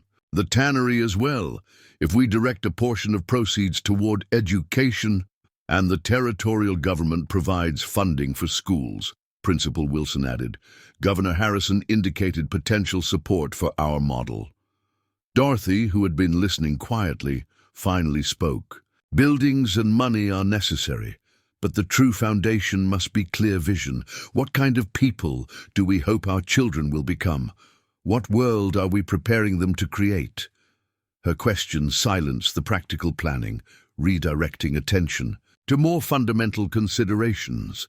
For 2 hours, community members articulated hopes and concerns, revealing deep consensus beneath surface differences. They wanted children grounded in practical skills and moral values, capable of functioning in multiple cultural contexts without losing their core identities, prepared to build communities rather than merely pursue individual advancement. "This is not simply about creating another school," Dorothy concluded. "It is about imagining a different kind of future." By January 1889, concrete plans emerged for what they tentatively called the Cottonwood Creek Community Academy. The proposed curriculum would integrate advanced academic subjects with traditional knowledge at levels suitable for older students. Instructors would include conventionally trained teachers, alongside wisdom keepers from the reservation. The facility would serve not only local youth, but eventually selected students from other communities who wished to experience this integrated approach. As word spread about their ambitions, unexpected support materialized. Senator Williams facilitated meetings with potential donors in Rapid City. A renowned architect who had read about Cottonwood Creek in the territorial newspaper offered design services at reduced rates. Most surprisingly, several educators from Eastern universities expressed interest in teaching positions, intrigued by the opportunity to participate in educational innovation. "It appears we've struck a chord that resonates beyond our small community," Sarah remarked to Sheriff Donovan as they reviewed another letter of inquiry that had arrived on the weekly mail coach. "People are hungry for new approaches," the sheriff observed. "The old ways of doing things, keeping communities separate, dismissing traditional knowledge, treating education as just book learning, they're not working as well as they once did. The world's changing too fast." This hunger for alternatives became evident when Sarah traveled to Pierre in February to present their academy proposal to territorial education officials. Instead of the skepticism she had anticipated, she encountered genuine interest, particularly regarding the economic benefits they had documented from their integrated approach. "Prosperity creates stability," noted Frederick Hamilton, head of the Education Committee. "If your methods produce self-sufficient communities requiring fewer government resources while generating tax revenue, that's an outcome we can support regardless of philosophical differences." This pragmatic endorsement, while lacking the moral dimension Dorothy emphasized, nevertheless opened doors to practical assistance. By March, they had secured provisional approval for academy certification, access to public funding streams, and inclusion in teacher recruitment programs. The children watched these developments with varying reactions. James and Michael embraced the possibility of advanced education without leaving their community. Caroline threw herself into designing mathematical curricula that incorporated both traditional and conventional calculation methods. Abigail, still somewhat reserved at 9 years old, worried about change disrupting the security they had finally established. "Will we still go gathering with Grandmother Dorothy?" she asked Sarah anxiously one evening. "Will we still learn the old ways too?" "That's exactly the point of what we're creating," Sarah assured her. "Not to replace what we've learned from Dorothy, but to build upon it, to show how different kinds of knowledge can work together." Benjamin, now 5 and startlingly perceptive, added his own perspective. "Like how Joseph taught me to find tracks in the snow, but then showed me how to write the stories of what the animals were doing. Both parts matter." Lily, who had just turned 8, watched these conversations with thoughtful eyes. Of all the children, she moved most effortlessly between worlds, equally comfortable with Dorothy's traditional teachings and formal classroom learning. "What if when we grow up we help other places learn like we did," she suggested. "Then more children could have both kinds of knowledge." Her innocent question captured the expansive vision gradually taking shape among them. Not merely survival or local prosperity, but a model that could potentially transform relationships between communities throughout the changing frontier. Spring's arrival brought renewed activity to the academy planning. A site was selected on neutral ground between town and reservation, symbolically important in establishing the institution as belonging equally to both communities. Construction would begin in May, with the ambitious goal of opening for students. By autumn, Dorothy, despite her enthusiasm for the educational vision, had grown noticeably frailer through the winter months. At 83, her energy remained remarkable, but she tired more easily and occasionally struggled with the mile-long walk between her home and town.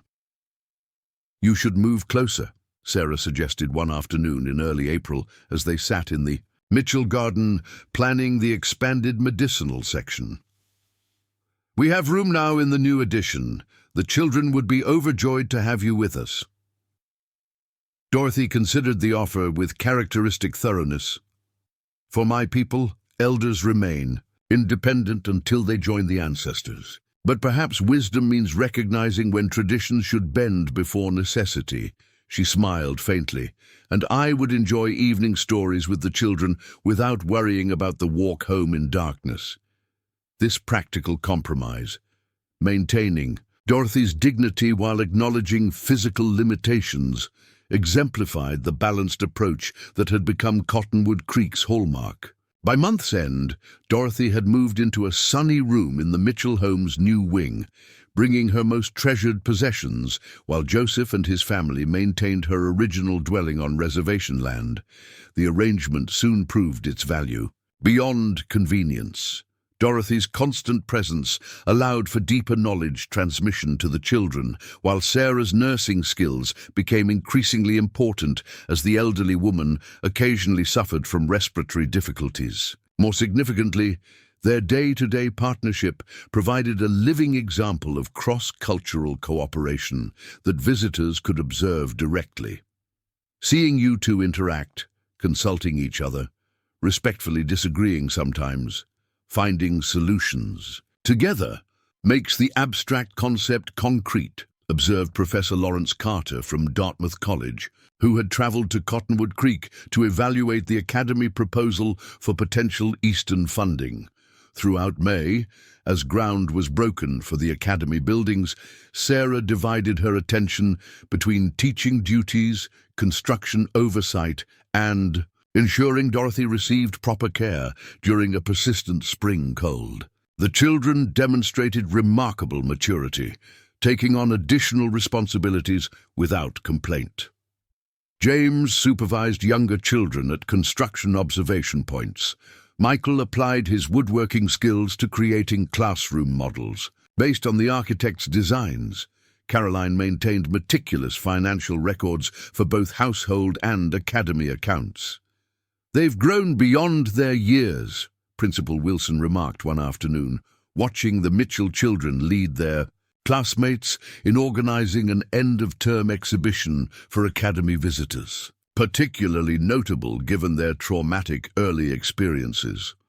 Responsibility given appropriately builds capability, Dorothy explained from her chair in the schoolhouse corner.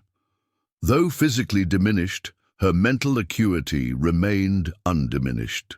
These children were never treated as burdens to be protected, but as valuable contributors with meaningful roles. This philosophy permeated their educational approach. Even as academy planning incorporated conventional academic structures like grade levels and examinations, it equally emphasized practical apprenticeship, community contribution, and intergenerational knowledge transfer. Students would divide their time between classroom learning and hands-on application, with assessment measuring both theoretical understanding and practical skill. "We're essentially creating citizens for a world that doesn't fully exist yet," Sarah explained to increasingly frequent official visitors. "A world where different knowledge systems are valued equally, where prosperity depends on cooperation across traditional boundaries." By June, news of their educational experiment had spread far beyond the territory. Eastern newspapers published occasional features about the frontier innovation at Cottonwood Creek. Educational journals debated the merits of their integrated approach. Even international visitors appeared. A delegation from Canada's Department of Indian Affairs arrived to observe what they called a potential alternative to residential school strategies. This growing attention brought both benefits and challenges. Financial support increased as the Academy's potential significance became apparent to wealthy philanthropists interested in frontier development. However, heightened visibility also attracted renewed scrutiny from those opposed to any approach that preserved indigenous cultural elements, rather than eliminating them through assimilation. "We've received concerning reports," Agent Fletcher wrote in an official communication delivered by courier in mid-June. "The proposed academy appears to contradict federal policy regarding appropriate education for Native American youth." Though Fletcher had been reassigned from direct oversight of their region, his position in Washington allowed continued interference. The letter contained thinly veiled threats about potential funding restrictions and regulatory obstacles if certain adjustments weren't made to their curriculum plans. "He wants us to eliminate traditional knowledge components," Sarah summarized for the Community Council established to govern academy development, "to make this just another school that happens to enroll both settler and Native American students." "That would undermine everything we've built," Henry objected. "The integration of knowledge systems is what makes this work." Dorothy, attending despite recent health challenges, listened to the worried discussion before speaking. "Opposition means we threaten something powerful. If our path were insignificant, they would ignore it. What should we do?" asked Principal Wilson, who had invested his professional reputation in the academy's success. "Continue building," Dorothy said simply. "Not just structures of wood and stone, but foundations of understanding too strong to be easily dismantled. When enough people recognize value, policies change to match reality rather than the reverse." Her certainty steadied them, redirecting energy from worry to action. Construction accelerated through the summer heat. Curriculum committees finalized innovative course structures. Teacher recruitment proceeded, with an emphasis on educators willing to learn across cultural boundaries themselves. July brought both triumph and concern. Academy buildings rose impressively on the prairie landscape, their design incorporating elements from both cultural traditions, conventional schoolhouse features alongside traditional circular gathering spaces and natural lighting innovations, Dorothy had suggested. The first cohort of students had been selected, a diverse group whose families embraced the experimental vision. Yet Dorothy's health continued its gradual decline. Though she participated in academy planning with characteristic wisdom, her physical presence diminished as she conserved energy for essential activities. The children sensed the shift, spending extra time at her bedside, absorbing stories and teachings with newfound urgency. "Are you afraid?" Lily asked one evening as she helped Dorothy arrange her medicinal herbs on drying racks beside the sunny window. The elderly woman considered the question with her usual thoughtfulness. "No, little one. My people understand that life flows like a river, beginning in tiny springs, growing through many landscapes, eventually returning to the great waters. I have flowed a long way and seen much change. Now I grow closer to the ocean." Lily nodded, accepting this perspective with the same openness she brought to all Dorothy's teachings. "Will you watch over us like Papa does from the stars?" "Yes," Dorothy promised, "and I will send messages in the rustling leaves and the flight of eagles. You will learn to hear them." This conversation, reported to Sarah later, brought both tears and profound gratitude. Dorothy was preparing them all, particularly the children, ensuring her knowledge and perspective would continue guiding them, even as her physical presence inevitably faded. August arrived with mounting excitement as Academy. Preparations entered their final phase. Furniture crafted by Henry's cooperative filled classrooms.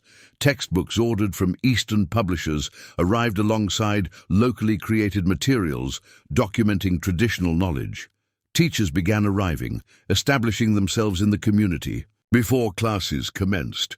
Through this building momentum, Sarah divided her attention between academy leadership and ensuring Dorothy's comfort. The elderly woman now rarely left her room, though she welcomed a steady stream of visitors seeking final consultations about academy plans or personal guidance before her journey to the ancestors. "You must complete the vision," she told Sarah, during a moment of unusual strength. What began as survival for 6 children must continue as transformation for many communities. The world is ready for a new way forward. "We couldn't have found this path without you," Sarah responded, holding the weathered hand that had first offered knowledge instead of charity on that desperate December day nearly 2 years earlier. Dorothy's eyes, still sharp despite her physical decline, met Sarah's directly. Paths reveal themselves to those willing to walk together through difficult terrain. You had the courage to step beyond familiar boundaries when your children's needs demanded it. That first step made everything else possible. As September approached, bringing both academy opening ceremonies and harvest season, Sarah reflected on the extraordinary journey from widow with 6 hungry orphans to leader of an educational innovation attracting national attention. The transformation seemed almost unbelievable, except that she had lived each incremental step, each small choice that gradually created monumental change. What had begun with a Sioux grandmother teaching desperate children to find food in Winter had evolved into a model with potential to reshape relationships between communities throughout the changing frontier. The academy would welcome its first 70 students in 2 weeks, 30 from town, 25 from the reservation, and 15 from communities as distant as Wyoming and Minnesota who had heard about their integrated approach. "We did more than survive," Sarah whispered to herself, echoing words she had spoken months earlier. "We found a better way forward, not just for ourselves, but perhaps for many others." The path ahead would undoubtedly hold challenges. Fletcher and others opposed to their vision would continue creating obstacles. Cultural differences would sometimes create misunderstandings requiring patient resolution. The practical difficulties of pioneering educational approaches would demand constant adaptation. Yet, watching the children who had once faced starvation now confidently helping prepare academy classrooms, Sarah felt unwavering certainty that the foundation they had built would endure. Dorothy's wisdom, integrated with conventional knowledge rather than subjugated to it, had created something far more powerful than either tradition could achieve alone. From 6 orphans facing starvation to a movement for cultural understanding, Sarah marveled, gazing at the academy buildings glowing in September's golden light, all because a Sioux grandmother taught us not just to survive, but to thrive by walking forward together. The academy's opening day dawned clear and bright, September sunlight illuminating the new buildings with a golden glow that seemed almost symbolic. Students arrived in wagons, on horseback and on foot, their faces reflecting a mixture of excitement and apprehension. For many, particularly those from distant communities, this educational approach represented an unprecedented departure from familiar patterns. "Welcome to Cottonwood Creek Community Academy," Sarah addressed them from the steps of the main building, conscious of making history with each word. "You are pioneers of a different kind, exploring not new territories, but new ways of learning and understanding." Beside her stood Henry Running Bear and Principal Wilson, representing the Academy's unique governance structure that balanced leadership from both communities. Dorothy, too frail now for public appearances, had insisted on being positioned at her bedroom window, overlooking the gathering. Her presence felt even if not directly visible to the assembled students. The opening ceremony deliberately incorporated elements from both traditions, a Christian blessing from Reverend Phillips alongside a traditional Lakota prayer offered by Joseph White Eagle. The students then processed into the main hall, where they received assignments to their learning. Cohorts, deliberately mixed groups that would study together throughout the term. You'll notice your schedules include both classroom instruction and practical application periods, explained Professor Margaret Winters, recruited from a progressive women's college in New York to serve as academic director. This reflects our belief that true knowledge encompasses both theory and practice, both abstract understanding and concrete skill. By mid-morning, the academy hummed with activity. In one classroom, students analyzed literary texts from diverse cultural traditions, identifying common themes and distinctive perspectives. In another, mathematical concepts were explored through both conventional equations and practical applications. In construction and trade, the food preparation area became a laboratory where nutritional science merged with traditional knowledge of native plants and preservation techniques. Most innovative was the central courtyard, designed according to Dorothy's specifications as a living classroom where medicinal and food plants from both traditions grew side by side. Here, Martha Running Bear and Dr. Wilson team taught a pioneering curriculum that integrated indigenous healing practices with modern medical understanding. Notice how we've arranged plants according to both scientific classification and traditional usage categories. Martha instructed a fascinated group of students. Both systems have validity. Each reveals different aspects of the plant's nature.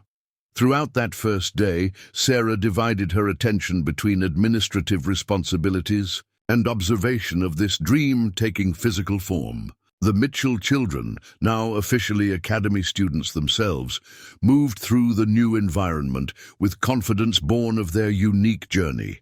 James, at 15, assisted younger students with remarkable patience. Michael demonstrated traditional woodworking techniques alongside conventional carpentry methods. Caroline's mathematical aptitude found expression in her innovative approaches to problem-solving that bridged cultural frameworks. Abigail, overcoming her natural shyness, guided a group of visiting officials through the medicinal garden, her knowledge of plants impressing even seasoned educators. Benjamin, the youngest at 6, charmed everyone with his effortless bilingualism, switching between English and Lakota as naturally as breathing. And Lily, displaying the intuitive leadership that had emerged over the past year, helped integrate newcomers from distant communities, easing their transition into this unfamiliar educational environment. Late afternoon brought an unexpected moment of tension when Inspector Harold Jenkins from the Bureau of Indian Affairs arrived unannounced, demanding to observe classes and review curriculum materials. "We've received concerning reports about unconventional educational approaches," he explained curtly, presenting official documentation authorizing his inspection. "The Bureau must ensure all instruction meets federal standards for Indian education." Sarah maintained composed professionalism despite recognizing Fletcher's hand behind this sudden scrutiny. "We welcome your observation, Inspector Jenkins. Our curriculum not only meets but exceeds territorial standards in all conventional subjects, while incorporating additional knowledge systems that enhance student outcomes." For the next 2 hours, Jenkins moved through the academy with barely concealed skepticism, taking copious notes and occasionally interrupting lessons with pointed questions. His demeanor remained rigid until the final session of the day, a remarkable demonstration in the central courtyard where students from both communities presented collaborative projects they had prepared during summer orientation sessions. 2 13-year-old boys, Robert Williams from town and Thomas Cloud from the reservation, had created a scale model of an irrigation system combining conventional engineering principles with traditional water conservation techniques. Their articulate explanation of how this hybrid approach could increase agricultural yields while reducing water usage visibly impressed the inspector. 3 girls of different backgrounds had documented medicinal preparations for common ailments, systematically testing traditional remedies using scientific methodology and presenting their findings with remarkable sophistication. "We verified that the willow bark preparation is indeed effective against headache and fever," explained Emma Reynolds, "and when combined with specific preparation techniques, appears to cause fewer digestive complaints than commercial aspirin compounds." By the time Jenkins departed, his official demeanor had noticeably softened. "Unorthodox, certainly," he admitted to Sarah at the academy entrance, "but I cannot deny the educational quality evident here. The students demonstrate knowledge integration and practical application beyond what I typically observe in conventional settings." This qualified endorsement represented significant protection against future interference. As Sarah recorded in her journal that evening, official validation, however reluctant, provides essential shelter while our seedling vision develops deeper roots. After students departed and faculty gathered for reflection on this momentous first day, Sarah returned home, where Dorothy awaited her report. The elderly woman had declined steadily through late summer, yet her mind remained sharp, her interest in academy developments unwavering. "Tell me everything," she requested from her bed, where she now spent most days surrounded by the children who took turns reading to her, learning final lessons, or simply providing companionship. Sarah described the day in detail: the successful integration of different teaching approaches, the students' engagement with unfamiliar concepts, even Jenkins' inspection and gradual shift from skepticism to grudging approval. Throughout her account, Dorothy listened with the focused attention that had characterized all their interactions, occasionally asking perceptive questions that identified aspects Sarah herself had overlooked. "The seeds are well planted," Dorothy concluded when Sarah finished. "Now they must be nurtured through changing seasons until they can withstand storms without special protection." The metaphor held deep significance in their shared understanding. What they had built remained vulnerable to policy changes, to personnel transitions, to the prejudices that still ran deep in the broader society. Sustainability would require not just successful implementation, but institutional resilience that could weather inevitable challenges. "I worry about continuing without your guidance," Sarah admitted, giving voice to the fear that had grown alongside Dorothy's physical decline. The elderly woman's eyes held the same wisdom that had first captured Sarah's attention on that desperate December day nearly 2 years earlier. "You have never been guided by my words alone, but by the truth they awakened in your own heart. That truth remains whether I am physically present or not." This perspective gradually permeated the Academy's first month of operation.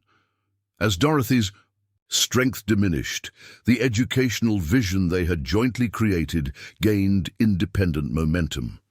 Students who initially approached the integrated curriculum with hesitation began showing remarkable synthesis in their thinking. Faculty who had been skeptical about bridging such different knowledge traditions found unexpected connections, enriching their own understanding. Most significantly, the Mitchell children continued their extraordinary development, becoming living embodiments of what this educational approach could produce. James had emerged as a natural community builder, skillfully mediating tensions that occasionally arose between students from different backgrounds. Michael's artistic sensibilities found expression in creations that merged aesthetic traditions, his wood carvings increasingly sought by collectors from as far as Chicago. Caroline's mathematical brilliance had expanded to include traditional calculation methods that sometimes offered more elegant solutions than conventional approaches. Abigail had discovered her voice through teaching younger students about plant knowledge, her previous shyness transformed into quiet confidence. Benjamin moved effortlessly between cultural frameworks with the adaptability of childhood, while Lily increasingly demonstrated the same bridge-building capabilities that had guided Sarah's own journey. By early October, as the Academy approached its first-month completion, Dorothy called the children to her bedside one crisp evening. Though she had grown physically frailer, her voice remained strong as she addressed them. "You carry knowledge from 2 worlds in your minds and hearts," she told them, each child listening with solemn attention. "This gives you special responsibility. You must help others find the same balance, the same wholeness." "How?" asked James, the practical question reflecting his developing leadership style. "By remembering that wisdom appears in many forms," Dorothy replied. "By listening before judging, by recognizing that difference is not lesser, merely different, by understanding that the strongest communities draw from many sources, like rivers fed by countless streams." "Will you help us remember?" Benjamin asked innocently, not fully comprehending the inevitability of Dorothy's approaching transition. The elderly woman smiled gently. "I will be with you in every plant that heals, every star that guides, every story that teaches. Knowledge shared never truly disappears." That night, as autumn winds whispered through cottonwood leaves outside her window, Dorothy White Eagle began her journey to the ancestors. She departed peacefully in sleep, having completed her self-defined purpose of ensuring knowledge transmission to a new generation who would carry it forward in forms appropriate to changing times. The community's grief manifested in ways that honored their unique partnership. Dorothy's body was prepared according to traditional practices by Martha and other Lakota women, with Sarah and the children participating as family members.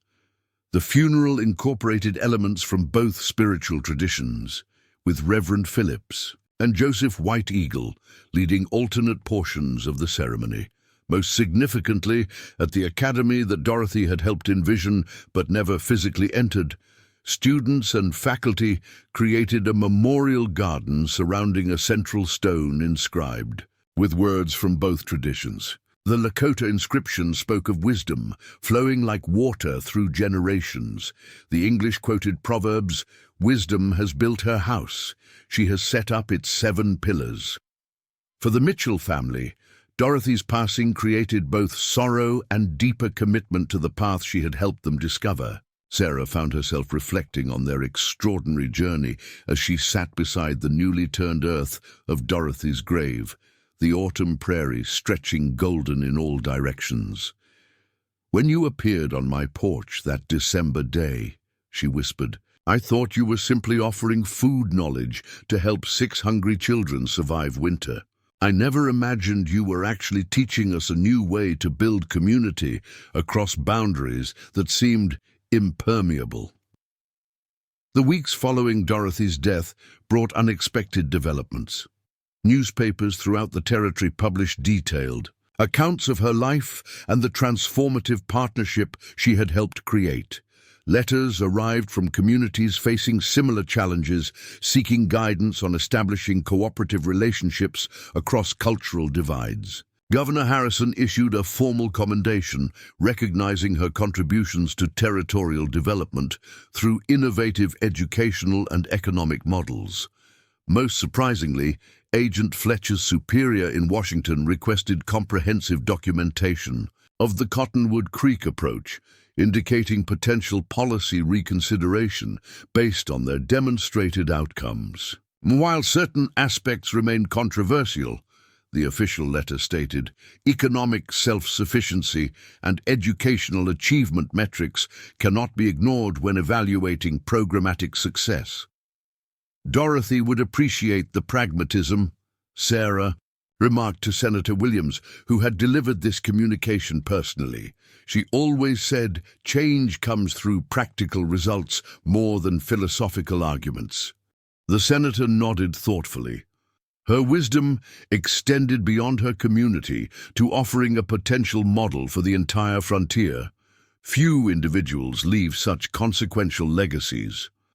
As autumn deepened toward winter, the Academy's first term proceeded. With growing confidence, initial skepticism from various constituencies gradually yielded to recognition of substantive educational achievements. Students demonstrated not just academic proficiency, but unusual capacity for critical thinking across knowledge frameworks, practical problem-solving, and collaborative innovation.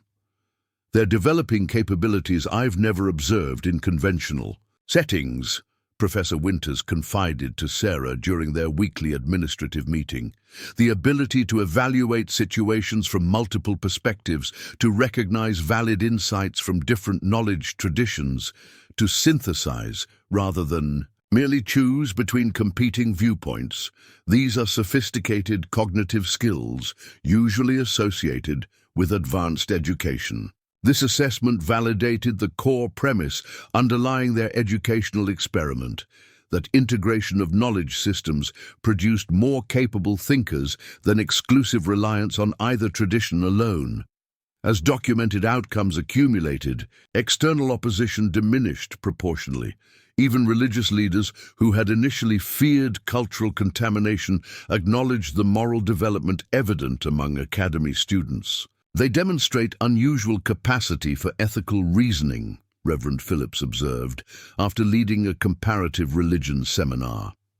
Rather than simplistic categorical judgments, they analyze underlying values and consider contextual factors before reaching conclusions. This represents moral maturation beyond their years. By November, as the Dakota landscape prepared for winter dormancy, Cottonwood Creek had achieved a stability that would have seemed miraculous 2 years earlier when Sarah faced starvation. With 6 dependent children, the trading center thrived as a regional commerce hub. The furniture cooperative received orders from as far as Denver, and the academy had wait lists for the following term. Most remarkably, the partnership model had begun replicating in other communities. 3 settlements within a 100-mile radius had established similar cooperative arrangements with neighboring reservations, adapting Cottonwood Creek's approach to their specific circumstances. Governor Harrison had commissioned a formal study of economic outcomes from these initiatives, with preliminary findings suggesting significant improvements in self-sufficiency measures. For the Mitchell children, this period brought continued evolution. James received special mentorship from an architect visiting the academy, developing designs that incorporated elements from both building traditions. Michael's artistic work gained recognition beyond local markets, with a gallery in Rapid City requesting pieces for exhibition. Caroline's mathematical innovations attracted attention from educational publishers interested in documenting her unique approach to calculation. Abigail's knowledge of medicinal plants developed into a formal apprenticeship with Martha Running Bear, now the Academy's principal instructor in traditional healing practices. Benjamin's linguistic facility made him an inadvertent diplomat, often resolving miscommunications between speakers of different languages. And Lily, approaching her 9th birthday, increasingly demonstrated the same leadership qualities that had guided Sarah through their transformative journey. They're no longer defined by early trauma, Dr. Wilson observed during his regular visits to check Dorothy's former patients. They've developed resilience not through forgetting difficulty, but through finding purpose that transcends it. This assessment particularly resonated with Sarah, who recognized her own parallel journey from grief-stricken widow to educational pioneer. The desperate circumstances that had initially forced her beyond conventional boundaries had ultimately revealed possibilities she could never have discovered from within the comfort of familiar patterns. As first snow dusted the prairie in early December, Sarah stood on the academy steps, watching students depart for term break, their animated conversations reflecting new perspectives gained through these unprecedented educational experiences.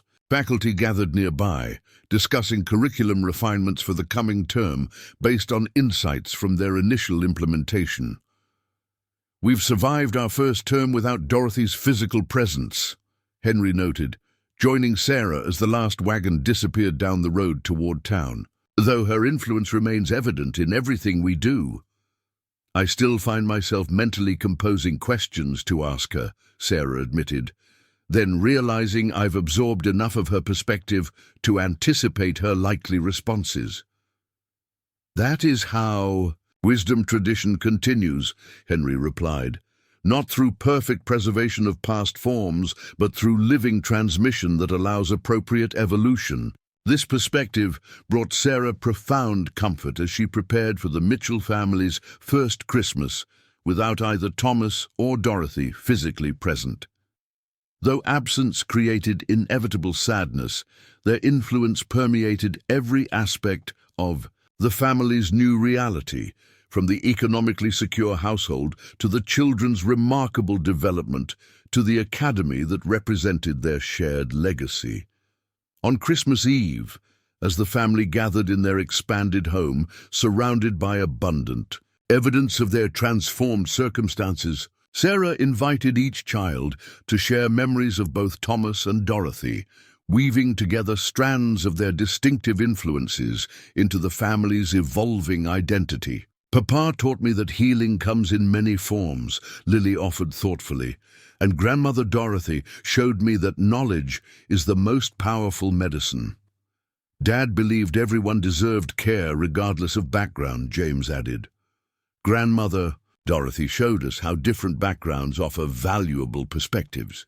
Each child contributed similar reflections, demonstrating sophisticated understanding of how these two influential figures, though from vastly different worlds, had shared fundamental values that now guided their own development.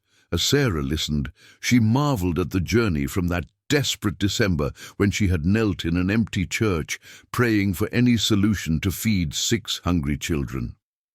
The answer had arrived in a form she could never have anticipated.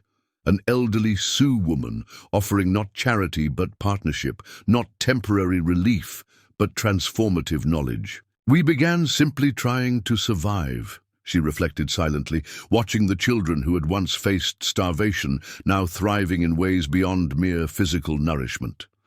But Dorothy helped us discover that true flourishing requires more than food security or economic stability. It demands wholeness that comes from integrating diverse knowledge, balancing different perspectives, and building communities where various traditions strengthen rather than threaten each other. Outside their window, snow fell gently on the Dakota prairie, covering Dorothy's garden in crystalline whiteness that would protect dormant plants until spring's renewal. The academy building stood silhouetted against the horizon, a physical manifestation of a vision that had grown from one desperate widow's need to feed 6 orphaned children into an educational model with potential to transform frontier communities. From starvation to innovation, Sarah whispered, touching the locket containing pictures of both Thomas and Dorothy, through knowledge shared across boundaries that once seemed impenetrable. This is how better futures begin. Not through grand plans or sweeping policies, but through human connections forged in moments of greatest vulnerability. 5 years passed, each season bringing new developments that built upon the foundation Sarah and Dorothy had established together. By 1894, Cottonwood Creek had transformed from a struggling settlement on the verge of abandonment to a thriving community known throughout the territory for its innovative approach to economic and educational cooperation. The academy had expanded to 3 buildings, with over 200 students now attending from communities across the Dakota Territory and beyond. Its reputation had grown steadily, attracting educators from Eastern universities who came to observe its unique methodology, then return to their institutions with new perspectives on integrating diverse knowledge systems. On a bright spring morning, Sarah stood at her office window, watching students cross the central courtyard, where Dorothy's memorial garden now bloomed with early flowers. At 37, Sarah had grown into her role as academy director with quiet confidence, her initial desperate improvisation evolving into seasoned educational leadership recognized well beyond Dakota's borders. A knock at her door interrupted her reflections. "Mrs. Mitchell, the delegation from Washington has arrived," announced Professor Winters, now serving as academic dean after 5 successful years developing the academy's distinctive curriculum. Sarah nodded, straightening her jacket and checking that Dorothy's medicine pouch, now worn as a tribute rather than spiritual symbol, hung properly beside her locket containing Thomas's portrait. These physical connections to the 2 people whose influence had shaped her journey provided a constant reminder of the values guiding her work. The delegation waiting in the reception area represented a significant development in federal Indian policy. Led by Commissioner James Thompson, recently appointed to oversee educational programs, they had traveled specifically to evaluate whether elements of the Cottonwood Creek model might be incorporated into broader approaches to Indian education. "Mrs. Mitchell," Thompson greeted her with genuine respect rather than the condescension typical of earlier officials. Your reputation precedes you. We've reviewed the economic and educational outcomes documented over the past 5 years with considerable interest. Welcome to Cottonwood Creek Academy, Sarah replied, noting how this reception differed dramatically from earlier visits by government representatives. We've prepared a comprehensive tour that should provide insight into our methodological approach, though I emphasize that our success stems from principles rather than specific practices that might be directly transplanted elsewhere. This nuanced perspective reflected hard-earned wisdom. As other communities had attempted to replicate their model with varying degrees of success, Sarah had recognized that contextual factors and relationship foundations mattered more than procedural details. Communities that focused on educational techniques without addressing underlying power dynamics or cultural respect inevitably struggled to achieve similar outcomes. Commissioner Thompson nodded appreciatively. Precisely the perspective we hope to find. Previous attempts at educational reform have often failed through mechanical application of methods without understanding core principles. We're here to learn, not merely observe. The day-long tour revealed how thoroughly the Academy had evolved while maintaining its fundamental vision. Students demonstrated sophisticated integration of knowledge from multiple traditions, moving fluidly between conceptual frameworks without hierarchical assumptions about their respective validity. Faculty from diverse backgrounds collaborated on curriculum development that honored different epistemological approaches while maintaining rigorous standards across all disciplines. Most impressive to the visitors were the Academy's documented outcomes. Students consistently outperformed territorial averages on conventional assessments while demonstrating additional capabilities rarely measured in standard education. Cross-cultural communication skills, integrated problem-solving approaches, and unusual capacity for perspective-taking when addressing complex challenges.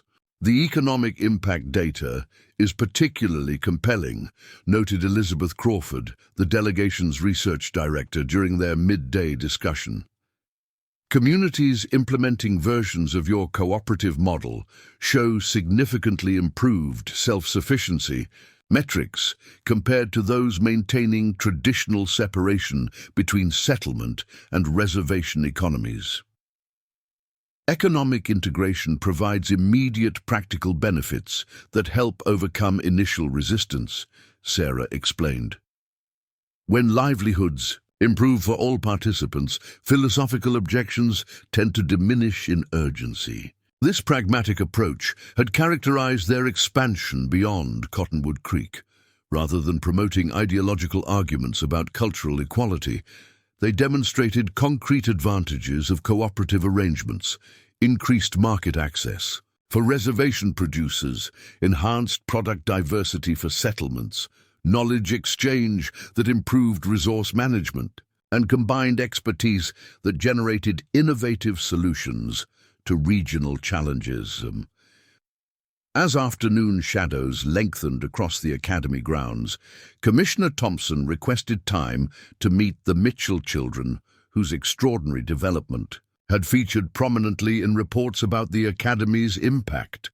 They're hardly children anymore, Sarah noted, with a mixture of pride and wistfulness as they walked toward the carpentry workshop where Michael, now 19, taught advanced woodworking techniques. Each has found their own application of the integrated knowledge Dorothy helped us discover. Michael greeted them with the quiet confidence that had become his hallmark, demonstrating how traditional Lakota carving methods could be combined with European joinery techniques to create furniture both beautiful and exceptionally durable. His work had gained national recognition, with pieces now displayed in museums celebrating American craftsmanship. My approach isn't about combining techniques randomly, he explained to the fascinated delegation, his articulation reflecting years of thoughtful development. It's about understanding the underlying principles each tradition discovered through generations of practice, then finding complementary applications that honor both lineages. This philosophical depth characterized all the Mitchell children, each having internalized the integrated perspective that began as survival necessity and evolved into a sophisticated worldview. James, now 21, had recently completed architectural studies at Cornell University, where his designs incorporating indigenous environmental wisdom with modern structural engineering had attracted attention from progressive firms in Chicago. And Minneapolis. Caroline, 20 years old and mathematically brilliant, had developed educational materials used throughout the territory to teach calculation methods that integrated traditional counting systems with conventional mathematics. Her work helping students recognize multiple valid approaches to quantitative reasoning had demonstrably improved performance among those who previously struggled with abstract numerical concepts. 19-year-old Abigail, once painfully shy, now directed the Academy's medicinal garden program, her comprehensive knowledge of plant properties bridging traditional healing practices and emerging pharmaceutical science. Her collaborative research with Dr. Wilson had documented effective treatments derived from indigenous knowledge, but validated through systematic investigation. Benjamin, 15 and linguistically gifted, served as translator and cultural interpreter for various territorial initiatives, his natural ability to move between worldviews making him invaluable in negotiating cooperative agreements between communities. And Lily, 16 and remarkably poised, increasingly assumed leadership roles that echoed Sarah's own journey, particularly in mentoring younger students navigating between different knowledge traditions. "Extraordinary young people," Commissioner Thompson commented as they concluded the tour, "though I understand from our briefing materials that they represent only the most visible examples of your Academy's impact." Sarah nodded, leading the delegation toward their final stop, the trading center that had evolved from Henry's initial workshop into a regional commercial hub where products from both cultural traditions found expanded markets. "Our focus has never been producing exceptional individuals, though we're certainly proud of what these young people have accomplished," she explained.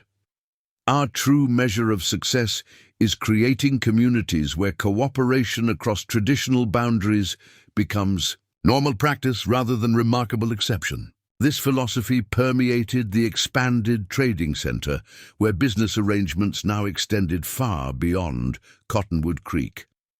Cooperative ventures between settlement and reservation communities throughout the territory displayed their goods.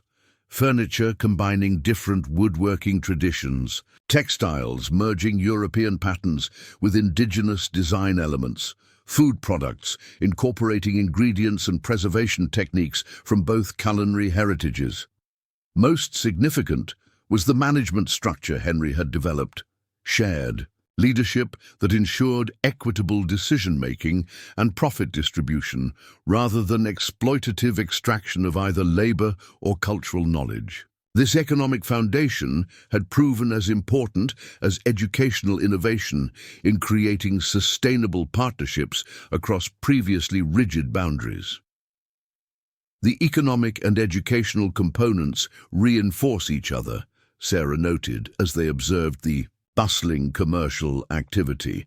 Shared prosperity creates incentives for continued cooperation, while integrated education develops leaders capable of maintaining and expanding these arrangements despite inevitable challenges.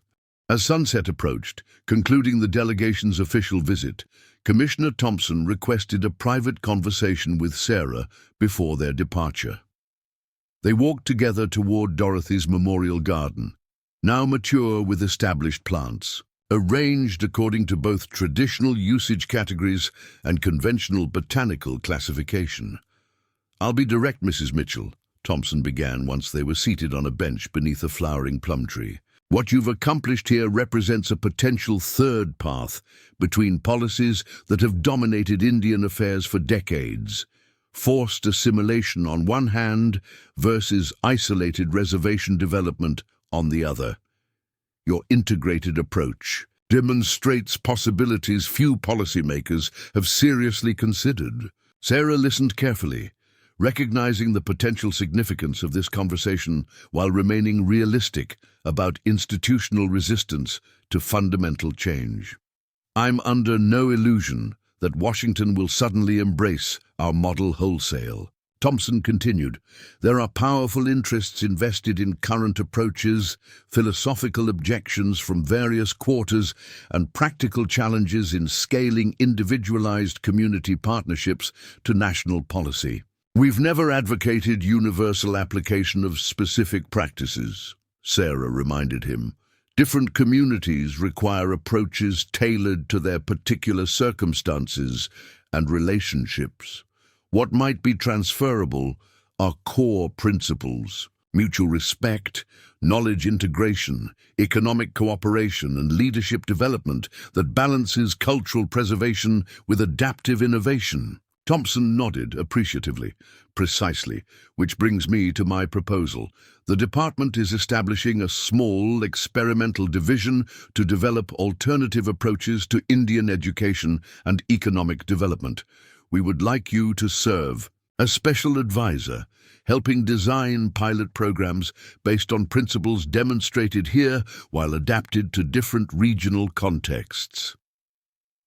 The invitation represented validation beyond anything Sarah could have imagined when Dorothy first appeared, on her porch, offering knowledge instead of charity. Yet her immediate response reflected the practical wisdom that had guided their journey from the beginning. I'm honored by your confidence, she replied thoughtfully. But my effectiveness stems from deep involvement in this specific community. Theoretical advice detached from direct implementation would lack the experiential foundation that makes our approach successful. Thompson smiled, unsurprised by her response. We anticipated that perspective. Our proposal isn't for you to relocate to Washington, but rather to establish a training institute here that would host teams from other regions for intensive immersion in your methodologies before adapting them to their own contexts. The department would provide funding for facilities and staff while you maintain leadership autonomy. This alternative aligned more closely with Sarah's understanding of how meaningful change occurred through direct experience and relationship. Building rather than abstract policy directives, it would allow the Academy to expand its impact without compromising the community embeddedness that made their approach authentic.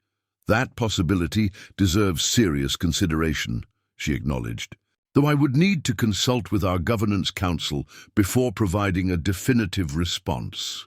Institutional partnership with federal agencies carries complex implications for communities with historical reasons for caution.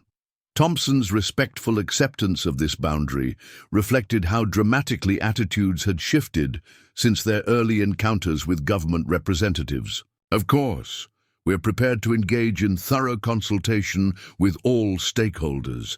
This initiative represents an opportunity for mutual benefit rather than an imposed directive. As they walked back toward the Academy buildings where the remainder of the delegation awaited, Sarah reflected on the extraordinary journey from desperate mother seeking food for hungry children to educational innovator potentially influencing national policy. The path had never been direct or easy, with setbacks and resistance accompanying every advancement. Yet the cumulative impact had expanded beyond anything she could have envisioned when Dorothy first shared knowledge that saved 6 children from starvation. That evening, after the delegation departed, Sarah gathered with the Mitchell family in their home, expanded over the years, but still centered around the kitchen where Dorothy had first taught them survival skills. Though 5 years had passed since the elderly woman's death, Her influence remained palpable in their daily practices, educational approaches, and fundamental values. The Washington officials seemed genuinely interested, observed James, home briefly between architectural projects in Minneapolis. Do you think meaningful policy change is actually possible?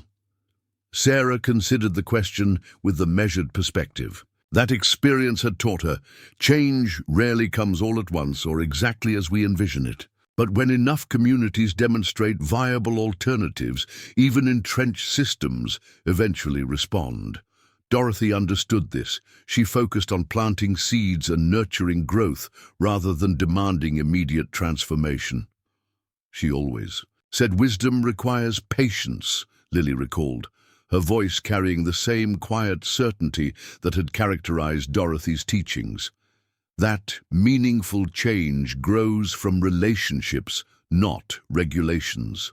This understanding had guided their approach throughout the Academy's development. Rather than pursuing rapid expansion or standardized replication, they had focused on building depth and authenticity in their immediate context, while welcoming others to observe, learn, and adapt principles to their own circumstances.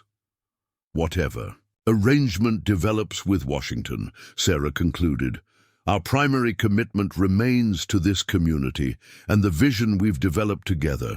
Dorothy taught us that true strength comes from roots grown deep in particular soil, not branches extended too quickly without adequate foundation. Later that night, after the household settled into sleep, Sarah walked alone to the memorial garden. Moonlight silvered the plants Dorothy had first taught them to recognize. Plants that had saved 6 children from starvation while initiating a journey none of them could have anticipated. We've come so far from that desperate December, Sarah whispered to the night air, feeling Dorothy's presence in the rustling leaves. From a widow with hungry children to a community that's changing how people understand possibility on the frontier. Your knowledge did far more than feed us for a single winter. It nourished a vision that continues growing in ways neither of us could have imagined. The garden responded with gentle movement in the spring breeze, plants from different traditions thriving side by side, just as the communities they represented had learned to do. This living metaphor embodied the fundamental truth Dorothy had helped them discover, that diversity properly understood becomes strength rather than division, that different knowledge systems can complement rather than threaten each other, that the most resilient futures emerge when apparent opposites find harmonious integration. As Sarah turned back toward home, a shooting star traced a brilliant path across the Dakota sky. From the Lakota perspective, a spirit messenger traveling between worlds. She smiled, remembering Dorothy's promise to watch over them from the stars, sending guidance through natural signs for those who had learned to recognize them.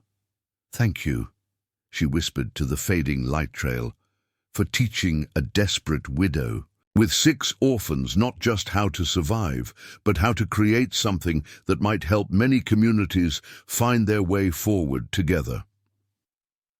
The academy had begun with one Sioux grandmother teaching hungry children to find food in the winter landscape. It had grown into an educational model, demonstrating possibilities few had previously considered viable. Now it stood poised to influence broader policy approaches throughout the changing frontier. Yet amid these expanding circles of impact, Sarah remained grounded in the simple truth that had initiated their journey. That knowledge shared across cultural boundaries with respect and reciprocity creates possibilities neither tradition could discover alone. This understanding, born in desperate circumstances and developed through years of experimentation, represented Dorothy White Eagle's most enduring legacy. From 6 orphans facing starvation to an educational innovation with national significance, their story demonstrated how unexpectedly transformative paths can emerge from life's most challenging moments. The widow, who had once knelt in an empty church praying for any solution to feed hungry children, had found an answer beyond imagination. Not mere survival, but a vision for communities where different traditions strengthened rather than divided one another. As Sarah reached her front porch, she paused to look back at the academy building silhouetted against the star-filled sky. What had begun with desperate need had evolved into a powerful possibility. What had started with 6 children had expanded to hundreds. What had emerged from one community's specific circumstances now offered principles with potential application throughout the changing frontier. The longest journey begins with hands reaching across a divide, Dorothy had once told her. Those hands, extended initially through hunger on one side and generosity on the other, had built a bridge still expanding 5 years after the elderly woman's passing. Its foundations lay not in formal policies or institutional structures, but in the transformative power of knowledge shared across boundaries with respect and reciprocity. This was the true miracle of their story, not merely that 6 orphaned children had survived a desperate winter, but that their survival had initiated a journey revealing possibilities for many communities facing similar divides. The widow and the Sioux grandmother, drawn together by immediate necessity, had discovered a path forward with implications extending far beyond their original circumstances. As Sarah entered her home, where children rescued from starvation now pursued remarkable futures, she carried this understanding as both comfort and responsibility. Their journey continued, with challenges still to face and possibilities yet to discover.